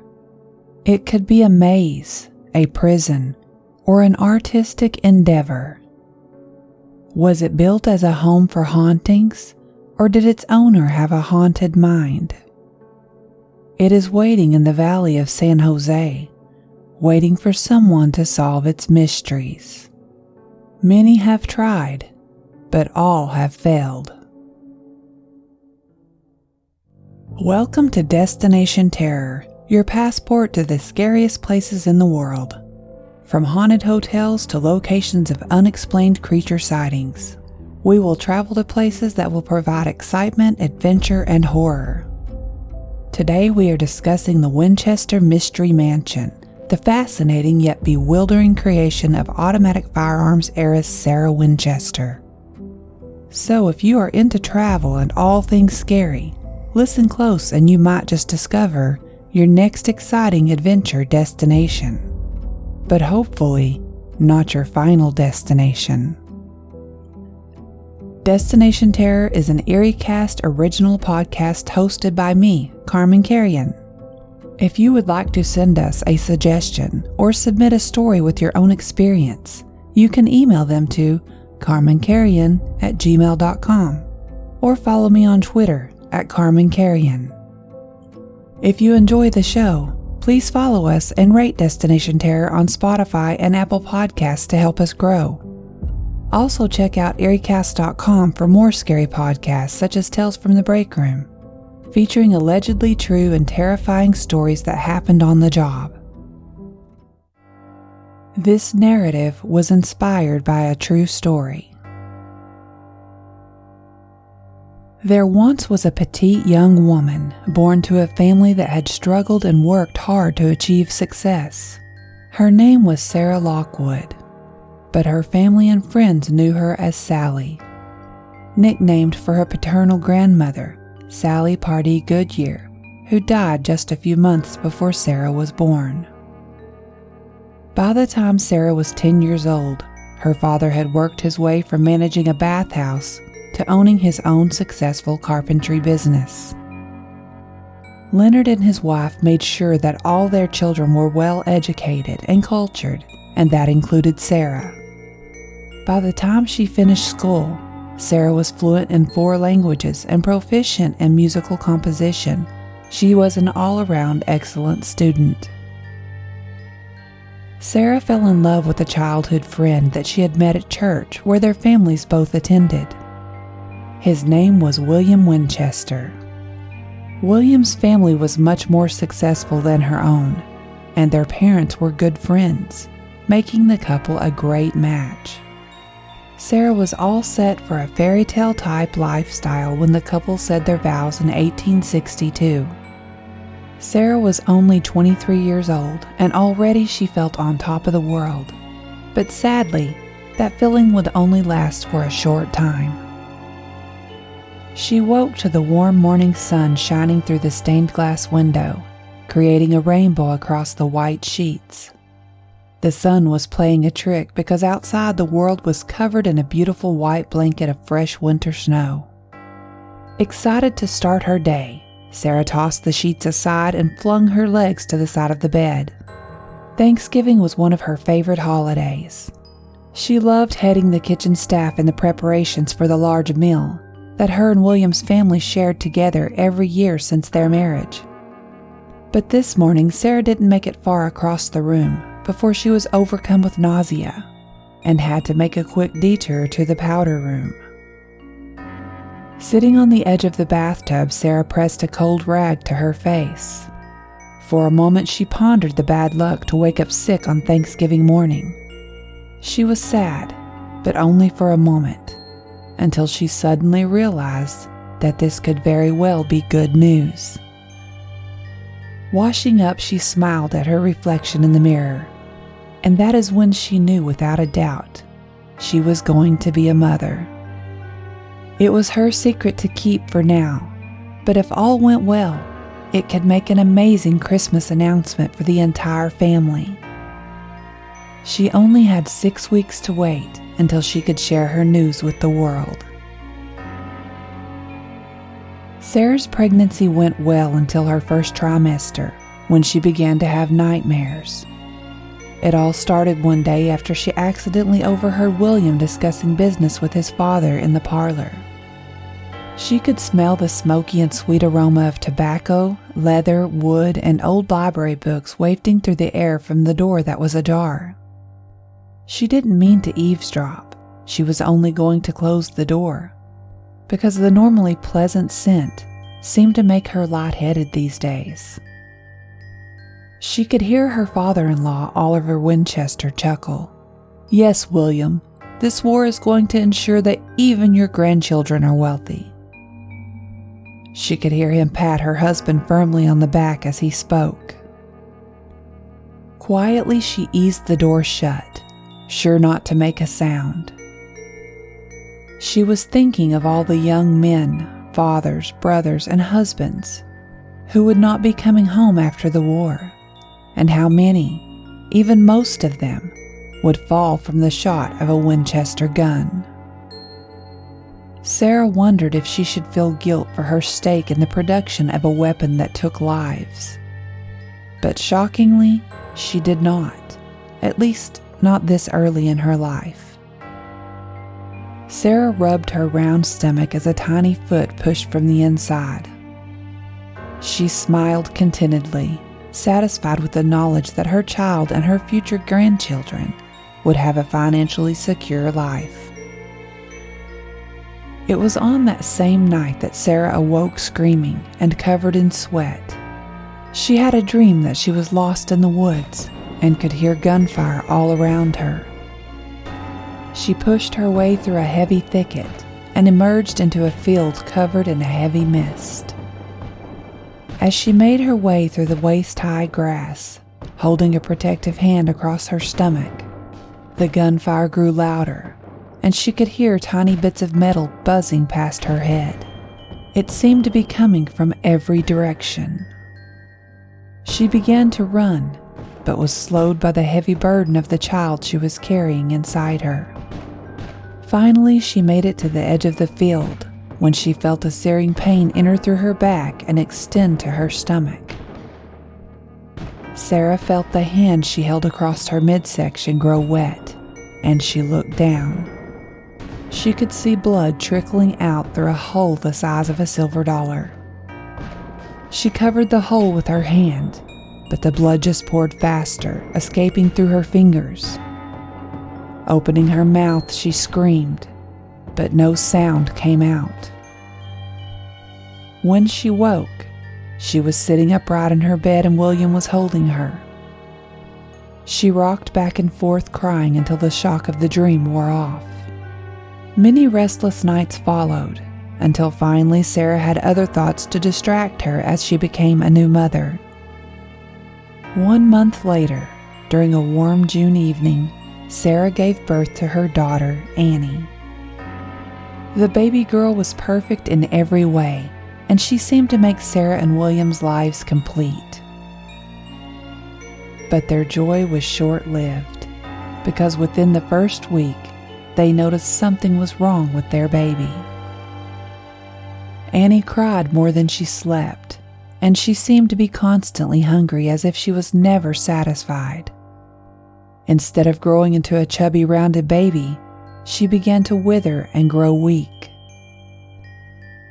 Their daughter lived for only 4 weeks before she starved to death from a rare disease that no one at the time understood.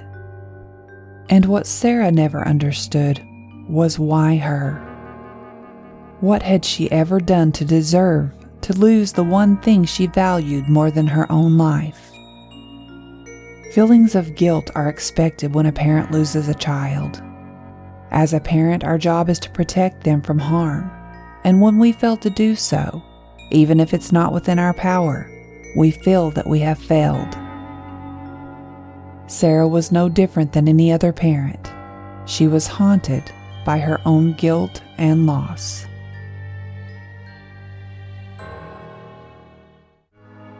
This unusually large house in San Jose, California, is not necessarily considered haunted, but instead is dubbed a mystery. Steeped in myth, rumors, and hearsay, the house has many versions of its story to be told.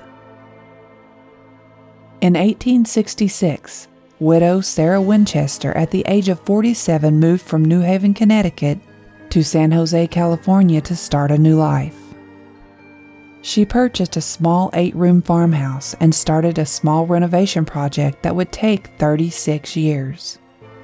The world's longest renovation project cost $5.5 million in the money of the time. By the time Sarah finally stopped the renovations, the Winchester mansion was a modern marvel, with many works that were before their time.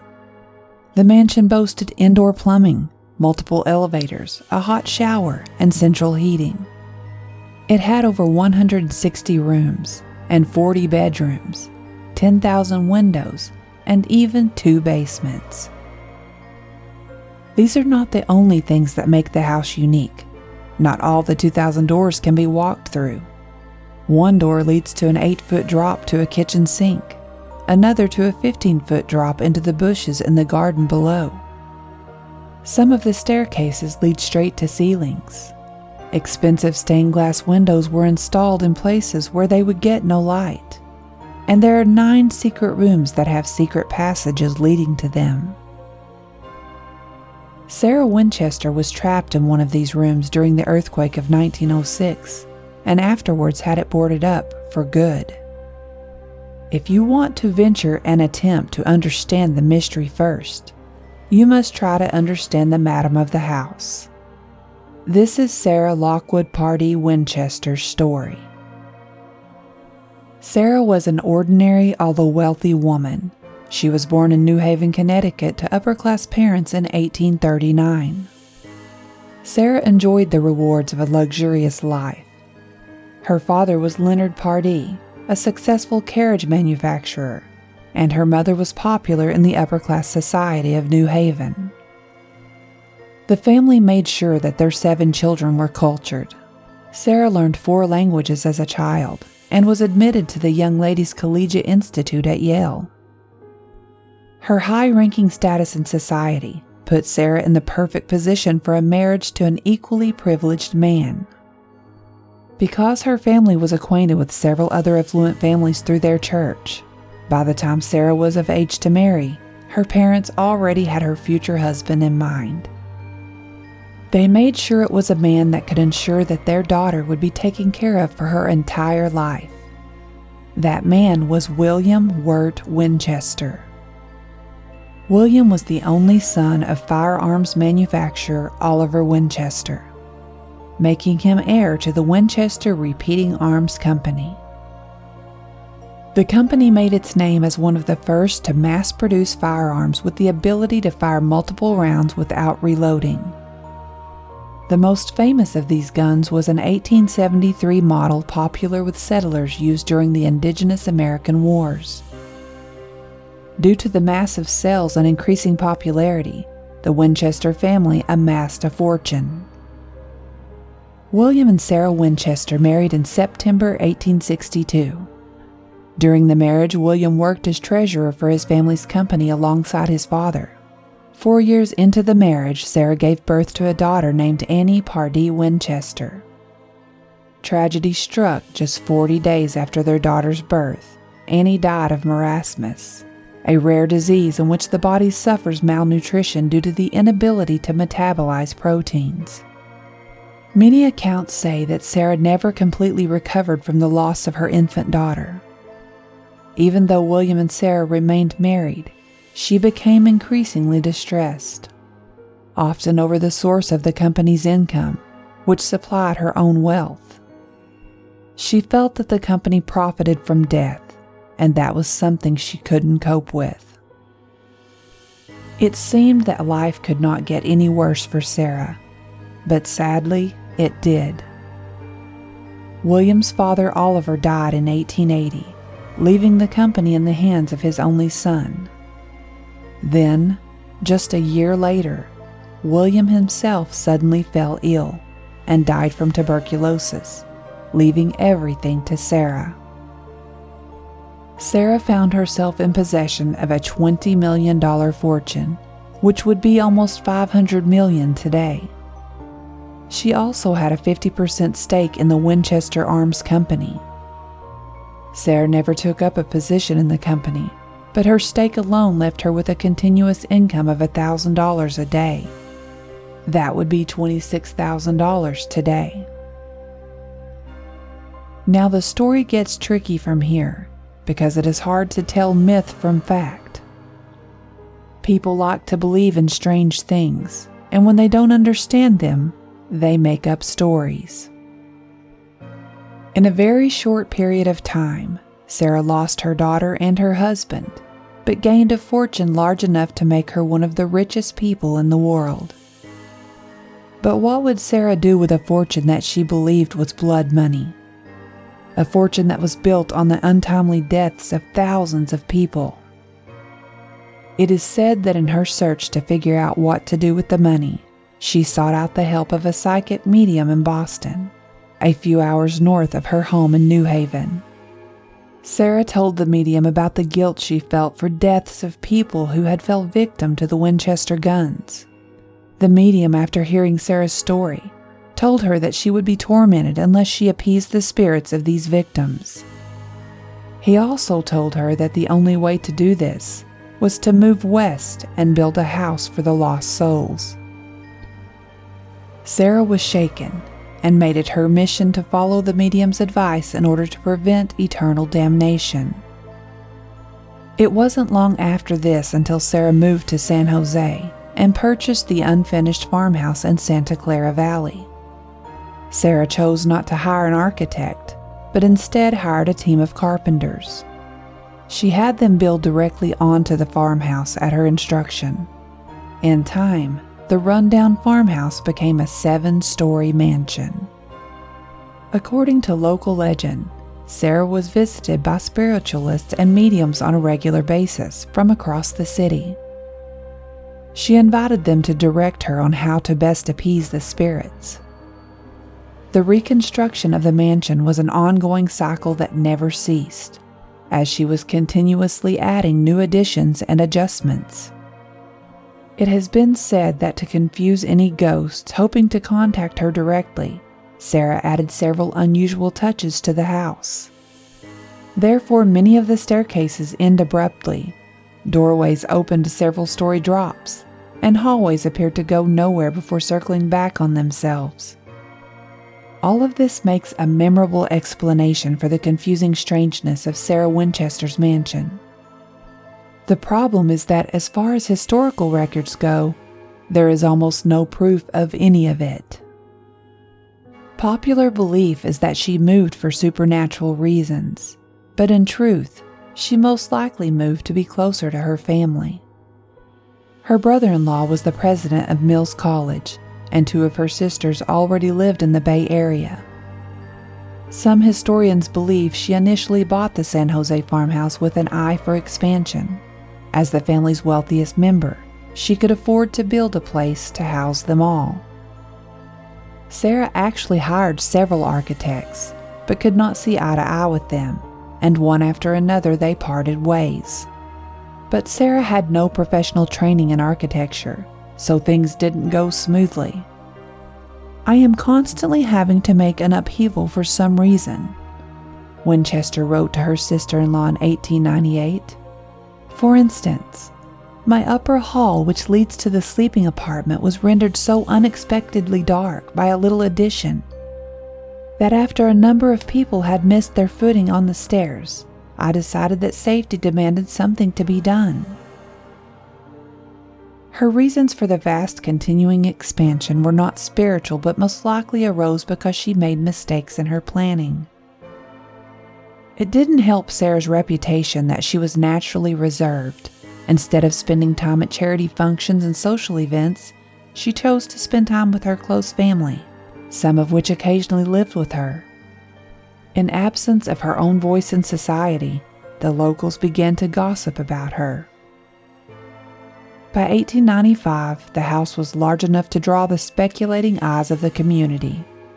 The February 24, 1895 issue of the San Francisco Chronicle ran an article that almost single-handedly laid the foundation for the Winchester Mystery House legend. "The sound of the hammer is never hushed," it reported. "The reason for it is in Ms. Winchester's belief that when the house is entirely finished, she will die." The story was so popular that it was picked up by newspapers around the state.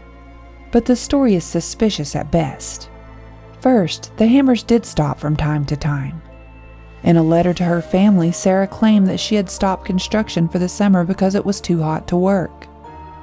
"I became rather tired and worn out, and dismissed all the workmen to take such rest as I might through the winter," she wrote.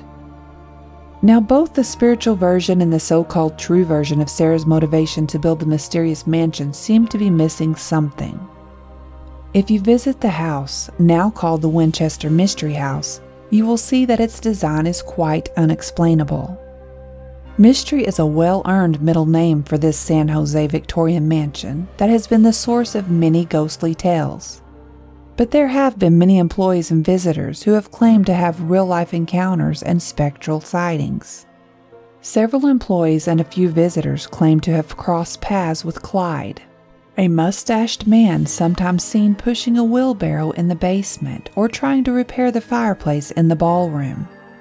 He's been described to management roughly like this: "We really liked the actor who was repairing the ballroom fireplace, wearing white overalls and a Victorian boater hat. Huh? We didn't hire an actor. There are also the gentle tugs of shirts and skirts during tours, and the report from longtime maintenance worker Denny. One crisp morning after entering the water tower, he heard the patter of footsteps above. He ascended to let the trespasser know the 3-story structure was off limits, but the footsteps always seemed to be one step ahead of him and one floor above him. His search culminated on the roof, with no one in sight. Houdini visited the house in 1924 during his nationwide tour to debunk spiritualism, and ever since other experts have followed. Winchester Mystery House has thrown out the welcome mat for paranormal investigator Zach Bagans of Travel Channel's Ghost Adventures, noted psychic Sylvia Brown, TK, and famed medium James Van Prague, who channeled Sarah at a seance dinner. He claimed that she expressed happiness that the house had so many visitors. The Winchester Mystery House has never been a secret, but when the film Winchester, the House That Ghosts Built was released in 2018, it fueled the curiosity of many more supernatural enthusiasts.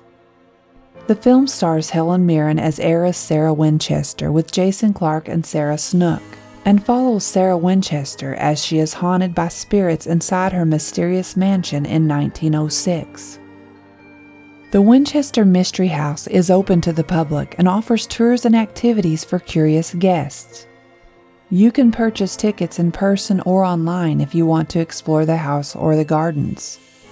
Be aware, though, that the guided mansion tour is not wheelchair accessible. Sarah Winchester did not plan that far ahead. You can, however, take the ADA tour, which is available to guests with mobility issues. This tour offers a video tour of the mansion and a self-guided tour of the garden. If travel is completely out of the question, there is one more option. The Winchester Mystery House website offers an immersive 360-degree tour. Some of the best traveling is done in our imaginations. Sarah Winchester did not build this home to keep it a secret. I believe that she knew that someday it may draw visitors from around the world. If you're looking for a mind-blowing experience, this could be your perfect destination. Burdened with sadness at the loss of her daughter and later her husband, Sarah grew lonely and withdrawn. She no longer attended social events, and she left the running of the Winchester business to the executives, choosing instead to live her life in quiet solitude. But the memories proved to be too much, and eventually Sarah decided she needed a fresh start in a new place. Hoping that the nightmares that plagued her would stay where they started, Sarah left her home in New Haven, Connecticut, and moved out west to San Jose, California. There she bought an 8-room farmhouse. The farmhouse was a palette to Sarah. She saw it not for what it was, but for what it could be. It fueled her imagination and filled her days with thoughts of creation instead of the devastation she had left behind. During the day, she planned new designs and extensions, but at night her nightmares continued to plague her. Each nightmare had begun to form in a new room each time, many filled with the cries of her daughter that she could never seem to find, and others with the smell of pipe smoke, leather, and William's laughter. Sarah began to use the dreams to design the rooms in her new home, each one built to house a nightmare in hopes that it would stay imprisoned there, but the nightmares continued. Rumors began to build amongst the neighbors about the wealthy widow claiming that she was building the strange house to collect the ghosts of the ones killed by the rifles made by her company. They claimed she employed psychics and held seances to speak to the dead. The locals could not be more far from the truth with their stories. It was ghosts that haunted Sarah, but not of the fallen men and women dead from gunshot wounds, but of her own loved ones. Carl Henson was only 8 years old when his father went to work for Sarah Winchester as a carpenter. Sarah Winchester was an aging widow, but his father took an instant liking to the kind yet intelligent woman, and she to him as well. After Raymond, Carl's father, introduced his wife Helen to the lady of the house, the two women became quick friends. Sarah hired Helen to keep house, and eventually Raymond and Helen and their young son moved into the Winchester house and made it their home as well. While Raymond was leading the team of contractors to work on the new additions, Helen took care of the upkeep of the house. Young Carl spent his days exploring and playing in the many rooms of the large, continually growing house, surrounded by the constant noise of construction. Carl woke up early and ate his breakfast, with his mother scolding him to slow down. He was excited. He had made a new friend and he couldn't wait to meet her in their secret hideout. He had been exploring one of the upstairs hallways when he heard giggling coming through one of the walls. He put his ear to the wall and the giggling stopped. Stepping back, he scratched his head before making a fist, giving the wall a few knocks. He only had to wait a few seconds before the knock was returned from the other side. He tried the rooms to either side of the wall and found nothing. That is when he realized that there was some space unaccounted for. Walking back out into the hallway, he put his ear to the wall again and heard a young girl's voice. "You have to push on the wall and the door will open." Carl pushed on the center of the wall and nothing happened, so he tried both sides. And finally the wall began to slide like a revolving door, revealing a small room. Stepping inside, Carl noticed that it looked like a sitting room with 2 armchairs, a table with a lamp, and a bookcase. He jumped when a little girl peeked around from the side of one of the chairs. She looked to be a couple of years older than him, but it was hard to tell because her features were gray and colorless. When she stood, he noticed that she was at least a head taller than him. She took a step towards him and offered her hand and her name. "Hi, I'm Annie. What's your name?" He smiled at her.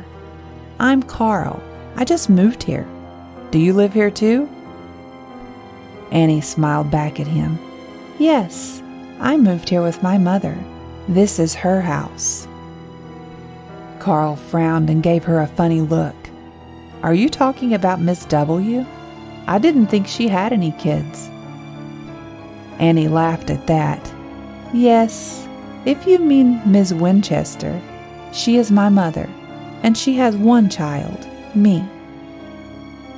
Carl shrugged. It was too complicated to figure out, and he was just happy to have someone to play with.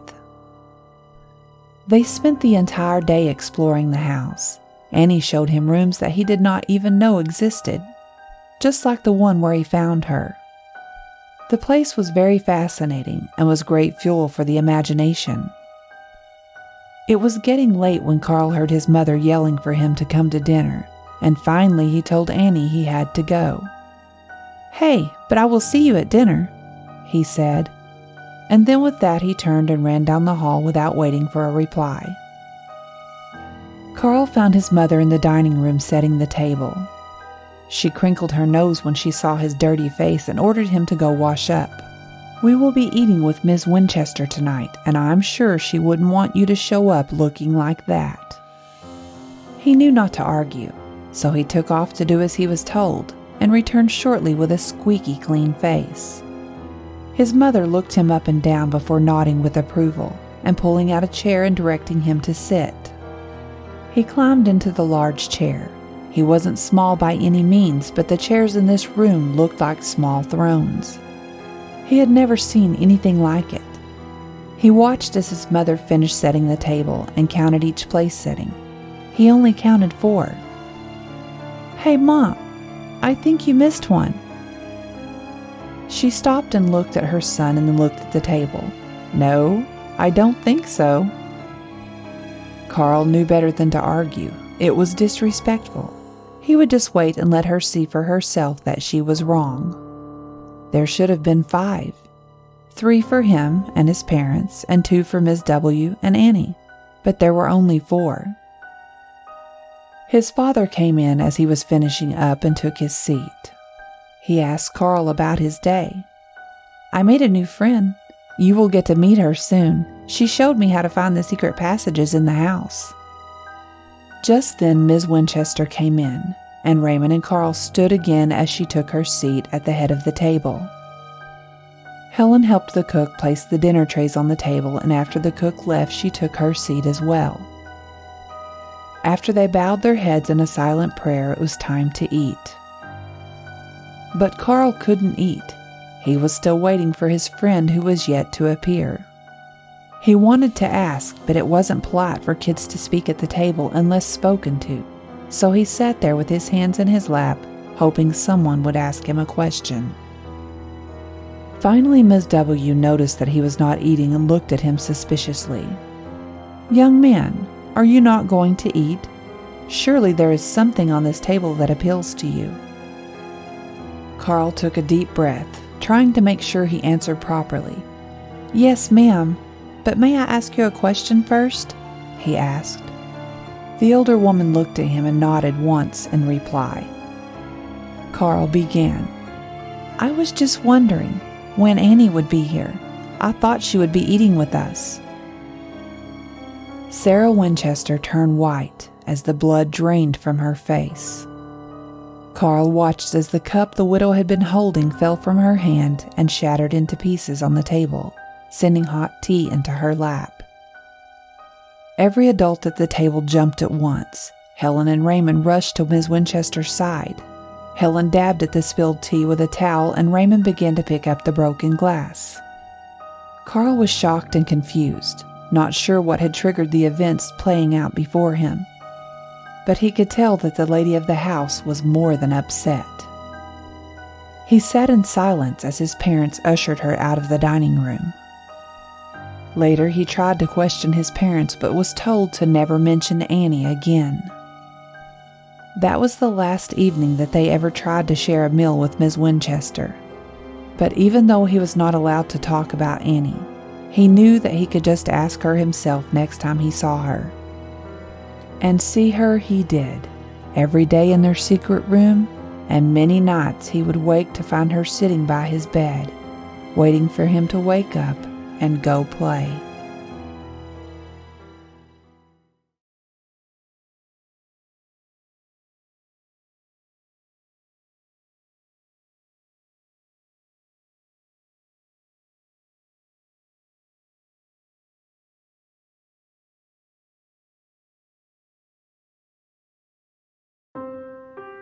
A river will tell you stories if you will listen close. It has many to tell, for it has seen many things. It knows every creature that has come to sip a drink, as well as every star in the sky that twinkles on its surface. It also knows people, too many to count. It has seen many young lovers who have met by its edge. If you listen, you may hear it sing their love song. The river knows children's laughter and the tears of a mother searching for her lost child. The river also knows secrets that it will never share. With its beauty and unending music, mysteries abound and beauty unfolds. Welcome to Destination Terror, your passport to the scariest places in the world. From haunted hotels to locations of unexplained creature sightings. We will travel to places that will provide excitement, adventure, and horror. Today we are discussing the Hangang River in Seoul, South Korea. The river is a destination for millions of tourists every year, but it has also been a location where many have lost their lives. So if you are into travel and all things scary, listen close, and you might just discover your next exciting adventure destination. But hopefully, not your final destination. Destination Terror is an EerieCast original podcast hosted by me, Carmen Carrion. If you would like to send us a suggestion or submit a story with your own experience, you can email them to carmencarrion@gmail.com or follow me on Twitter @CarmenCarrion. If you enjoy the show, please follow and rate Destination Terror on Spotify or Apple Podcasts to help us grow. Also, check out EerieCast.com for more scary podcasts such as Tales from the Break Room, featuring allegedly true and terrifying stories that happened on the job.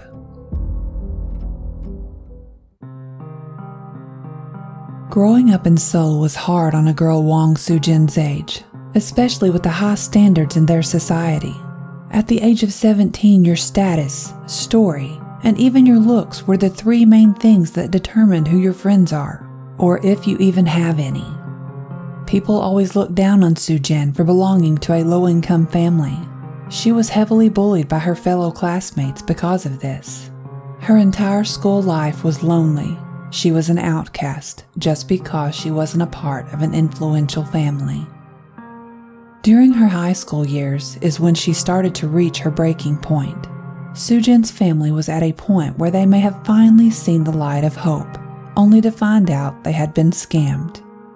The money the Wong family had struggled to earn had been taken from them, and if they weren't careful, they would be kicked out of Sujin's childhood home. Around this time, Sujin had made her first friend, Lee Yonggi. She was the one person who accepted Sujin for who she is. Yoongi grew up in Australia and came to Sujin's school as an exchange student because of her father's work. The teacher had assigned Sujin to help her around school and to help her adapt to the new lifestyle. Being together all the time caused them to grow a bond, and so they became friends. They would always bike all around Seoul, going to parks and often visiting the Han River, sitting alongside it and looking up at the stars.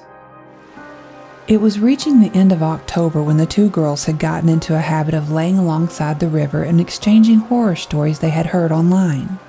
They were both scared easily, so they'd only be able to tell 2 or 3 before one of them ran away screaming from floating trash in the river.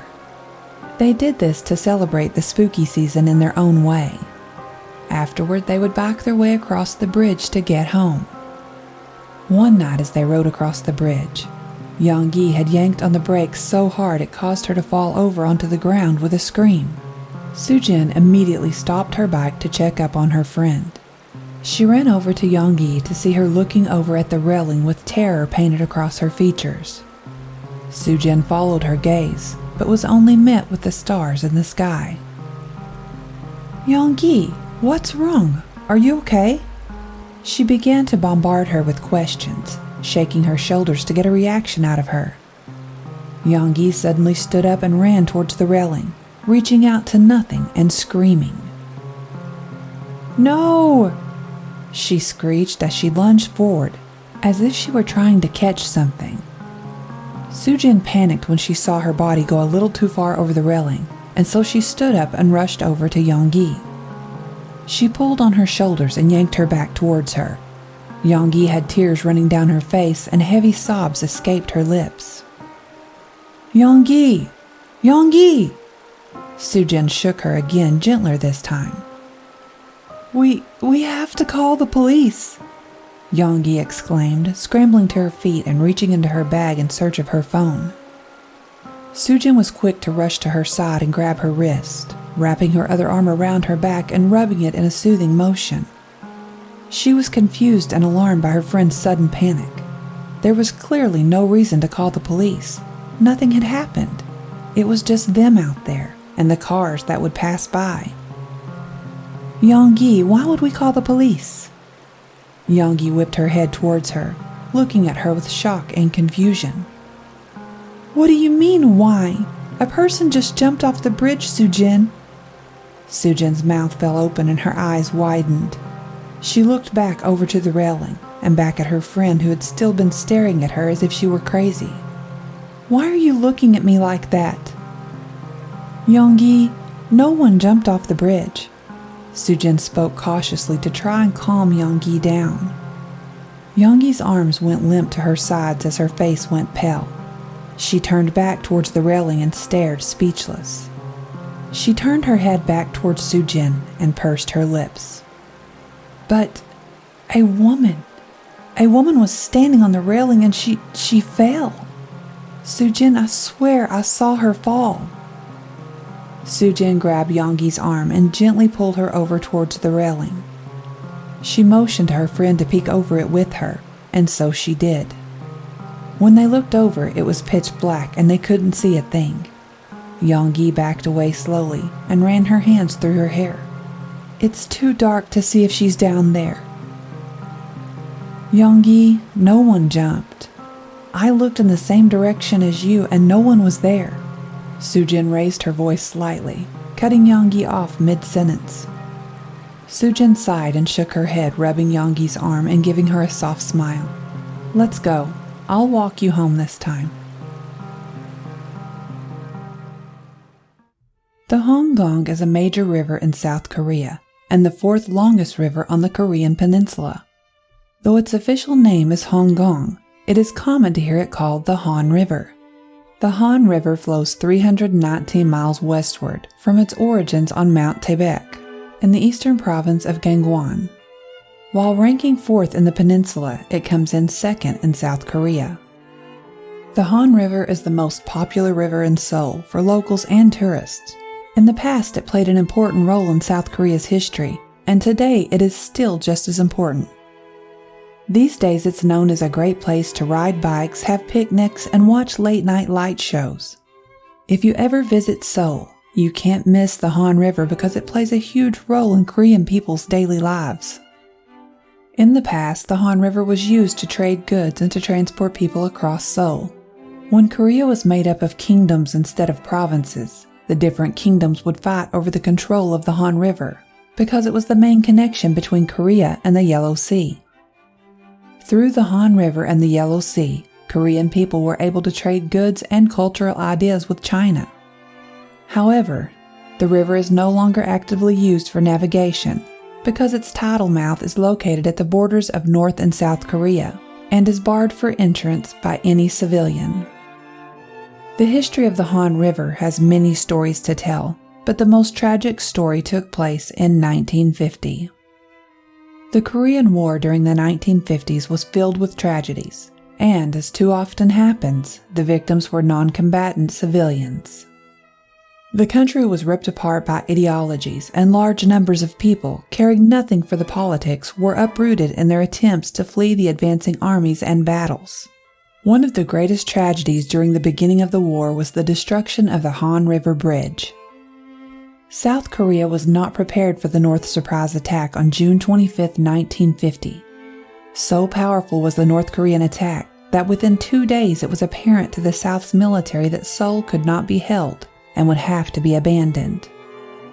Frank Gibney, an American journalist and a noted writer on Asian affairs who has an authority on the culture and business practices of post-war Japan, recalled that for the most part the military's evacuation of the city was quite orderly, with military police directing traffic and soldiers singing as they marched.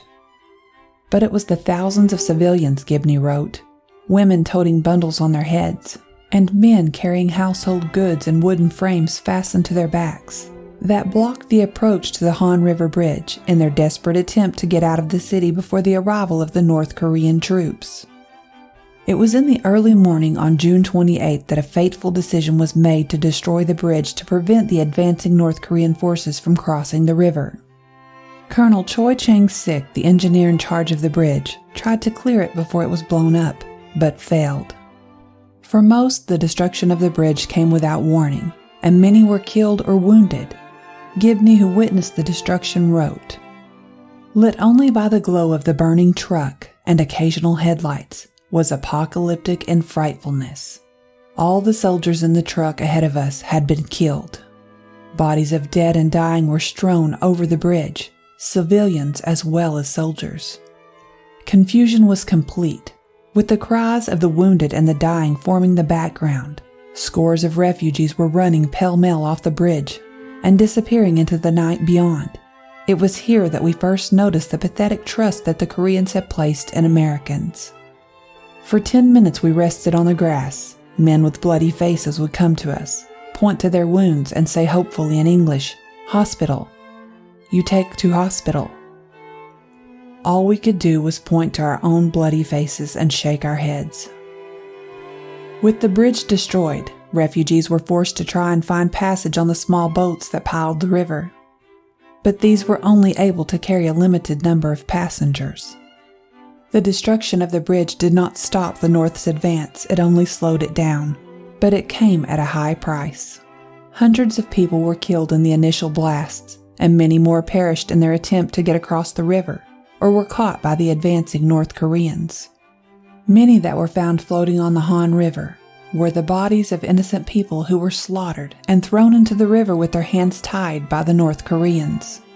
Cho, the engineer who had overseen the bridge, was also a victim, but not in the direct sense. Someone had to be held responsible for the great loss of life, and although he was only following orders, he was considered responsible and was executed by a firing squad on September 21, 1950. A later investigation revealed Cho's desperate attempt to clear the bridge, and he was subsequently, after his death, acquitted. Today, despite its tragic history, the Han River offers beautiful scenery throughout the year. Rape blossoms in spring, water skiing in summer, high blue skies in fall, and white snow in winter. The Seoul Metropolitan Government Department of Culture and Tourism describes it the best. Rapeseed blossoms in spring, duck boats and water skis in summer, clear blue skies and multicolored leaves in the fall, and pristine white snow in winter make Han River Seoul's leading tourist destination no matter what the season. The Han River is full of hidden attractions tucked in every corner that are easily missed if you simply travel back and forth across the river by car. To experience the true charm of the Han River, take a walk along the welcoming banks or indulge in a relaxing riverboat cruise. Locals say that summer and winter in Korea have seemed to grow longer over time, leaving only a relatively short few weeks for visitors to enjoy the beauty of fall. With the days of fall quickly passing and winter just around the corner, one of the best ways to get the most out of the season is to enjoy one of the area's trademark festivals. The Hangang area hosts many festivals throughout the year, but fall is the season in which the festivals of Han River truly shine. One of the most exciting and highly anticipated festivals is the Seoul International Fireworks Festival, which creates splendid splashes of color in the sky above the park. The annual festival held in October is participated in by fireworks teams from around the world and is attended by an average of more than 1 million people. In 2014, international teams included those from the United Kingdom, China, and Italy. In 2015, teams from the United States and the Philippines presented fireworks shows with touching American ballads and catchy Filipino pop songs. Another nighttime attraction along the river is the Seoul Bamdokgaebi Night Market in the Yeouido Hangang Park, an event that first made its debut in 2015. Reminiscent of the night markets of Thailand, China, and Taiwan, the Bamdokgaebi Night Market has a warm and welcome ambience that is unique to Seoul, an ambience that is only heightened by the magnificent river nightscape and the market's delicious food. The market features mouth-watering dishes from more than 40 food trucks, an outdoor market selling a variety of unique products, a flea market, a mini circus, mime performances, magic shows, and much more. Not to be outdone by its nighttime festivals with their appetizing treats and unforgettable performances, Hangang during the day offers a treasure trove of rich sights that unfurl their wonders long before the festivals even begin. Take a trip to Yeouido Hangang Park before the night market begins to see the softer, calmer side of the river. A visit to the river during the day is one of the best ways to experience the striking beauty of season. Unobstructed by buildings, the blue skies above Hangang Park beckon and invite you to relax and unwind. Walk along the Hangang waterfront under the white fluffy clouds. In an azure sky, gaze at the flowing river that winds lazily through the heart of the city and breathe in the cool breeze that chases away all memories of the summer heat. There is no other way that you can really appreciate the beauty of the fall sky in Seoul. The park offers a breathtaking view of nature, untouched and thriving in its original beauty. The park is also home to water deer, raccoons, and wildcats. Korean angelica trees and sawtooth oaks grow between willows, and reed fields and wildflowers such as golden samphires and speedwells spring up in bunches. The main reason Hangang River is so beloved by people of all ages, male and female, is that it offers everything you could possibly ask for: cultural events, nature, and a refreshing environment. The outskirts of Yeouido Hangang Park are also well known as a hub of beer and fried chicken, a favorite combination among Koreans. Pedaling a bike in the fall breeze and lying on the green grass for a rest, followed by some fried chicken and a cold beer, create a special kind of synergy that cannot be described in words. A popular nighttime activity for foreign visitors to Seoul, is the Hangang River Cruise, which is the perfect way to enjoy the Hangang nightscape. What has now become a long-time trademark, the Hangang cruise ship offers a chance not only to enjoy the sights but also to dine on some delicious cuisine. Even if you are a land lover at heart, there are still many scenic spots at the Hangang parks that will give you a memorable evening out. One of the best spots in the Banpo Hangang Park, where you can not only get a look at the elegant moonlight rainbow fountain, but also drink in a panoramic view of Hangang River enshrouded in darkness. The way Banpo Hangang Park seems to shine in the moonlight is what puts it at the top of the list as one of the most beautiful night views in Seoul. There are many interesting attractions in the Hangang vicinity. The Moonlight Rainbow Fountain, the Jamsugyo Bridge, which now has a pedestrian walkway, and Moonlight Square. The Moonlight Rainbow Fountain has even been listed in the Guinness Book of Records as the world's longest bridge fountain, and proudly puts on a beautiful multicolored performance day and night. At night, the fountain show is accompanied by music, making it a must-see Hangang destination for visitors everywhere. Seoul is a city that never sleeps.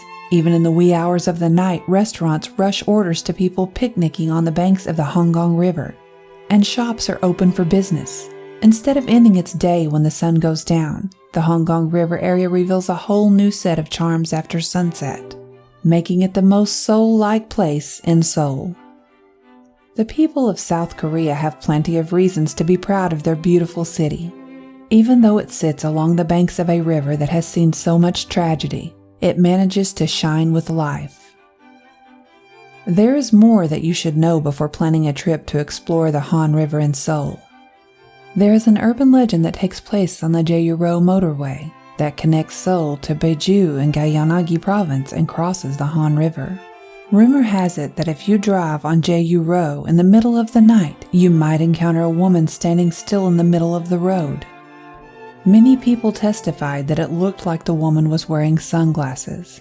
However, on a closer look, you could see that it wasn't sunglasses, but black holes dug where her eyes should be. They dubbed her the Hollow-Eyed Woman. The public became aware of this story after celebrities such as Park Shin-hye, Park Hee-yin, and Tak Jae-hoon talked about their encounters with the woman on TV. It seemed like the ghost was standing on the road trying to catch a ride.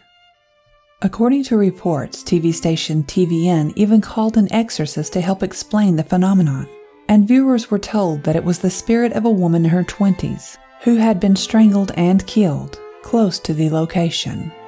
It is no surprise that horrors abound in most large cities. The larger the population, the more likely it is for bad things to happen. That may be the reason that so many people lose or end their lives every year in the Han River. On average, there are 8 bodies found floating down the river a month. The Han River and the city of Seoul offer everything you need for an exciting, yet terrorific destination. As they walked back, pushing their bikes beside them, Young-gi stayed quiet the whole way across the bridge. She was still pale, and Soo-jin could tell she was trembling. Neither of them said a single word as they reached the end of the bridge and started to approach their homes. Young-gi's home was close by. It would only take them around 10 minutes to get there by foot. After they finally reached her home, Soo-jin opened the gate for her, and Young-gi stepped inside. Before she went any further, she paused, tears welling up in her eyes as her bottom lip quivered. "Soo-jin, do you think I'm crazy? I promise I wasn't lying. Please believe me." Soo-jin pulled her crying best friend into a hug and rubbed the back of her head gently. Young-gi sobbed against her shoulder as she wrapped her arms around Soo-jin as well. "You aren't crazy, and even if you were crazy, I would still believe you. You're my best friend." Young-gi pulled away and gave Soo-jin a weak smile before finally walking towards the door of her home. Soo-jin closed the gate after she watched Young-gi walk all the way inside. She let out another sigh and let her shoulders relax. That whole situation had sent a huge feeling of dread tumbling through her heart and stomach. The whole walk to Young-gi's place, she could feel goosebumps on the back of her neck and her chest was pounding. She had a terrible feeling about the whole situation. The truth was, she really did believe Yonggi, because she had seen the same thing the year before. Back then, Sujin didn't really have any specific reason to cross the bridge, but one fight with her father on an October night had her going out for a walk to cool off. Every fight she had with him always started with her being angry with him because of his carelessness. He'd often go out and gamble with his friends, blowing money as if he wasn't financially unstable. After a while of cooling off, she'd often just start to feel pity for him. He had become a father at a young age and had to get married early to take care of his new family. She had been walking across the bridge that night, just going wherever her feet would take her, when she caught sight of a woman standing by the railing. The woman was still far away from her, but she could just barely make out the long white gown she wore and the long black hair that curtained her face. As Sujin got closer, the woman placed both of her hands on the railing and started to raise her right foot. When Sujin realized what was happening, she wasted no time before sprinting towards the woman. She pushed herself as hard as she could, but the woman was already standing on the railing before she could reach her. She watched as the woman began to lean forward. Sujin was close enough to her now that she could attempt to grab her before she fell. "No!" She screamed out as she rested her hand on the railing, reaching out to the woman who began to fall to her doom. After the incident, she had blacked out, and she didn't remember anything past that until she woke up the next morning. Thinking back on the scene sent shivers down Sujin's spine as she opened the front door to her home. Yelling out a greeting to anyone who may still be awake while slipping her shoes off and placing them off to the side. Her parents usually go to bed early, so when she didn't get a response, she wasn't shocked. She noticed a food container laying out on the table and realized it was her dinner. Her mom had been putting her dinner in that container because she had been coming home late more often after making a friend. As she opened the container and got ready to dig in, her phone started to ring from the inside of her school bag. She placed the lid of the container back on it carefully and then got up from her seat to check her phone. She dug into her bag and immediately found it, grabbing onto it and checking the screen. The words across the screen read, "Yonggi's mom," and Sujin felt her heart sink down to her stomach. Why would Yonggi's mom be calling this late at night? Goosebumps scattered across her skin as she slid her thumb across the screen. Raising the phone up to her ear, she answered in a shaky voice. "Hello?" "Sujin, where are you?" She could hear fear in the woman's voice. "I'm home," Sujin replied, and waited for a question that she felt was coming next. "Is Yonggi with you?" She could hear the desperation in the elder woman's voice. Sujin felt nervous. She strangely already knew where this conversation was headed as she forced herself to stay calm. "I left Yonggi at home. I watched her go inside and shut the door," she explained while trying not to give away the fear that she was beginning to embrace. Yonggi's mom made a whimpering sound before she hung up without saying a word. Sujin could only think of one place her friend might be, and even though she was scared, she knew she had to go make sure Yonggi was safe.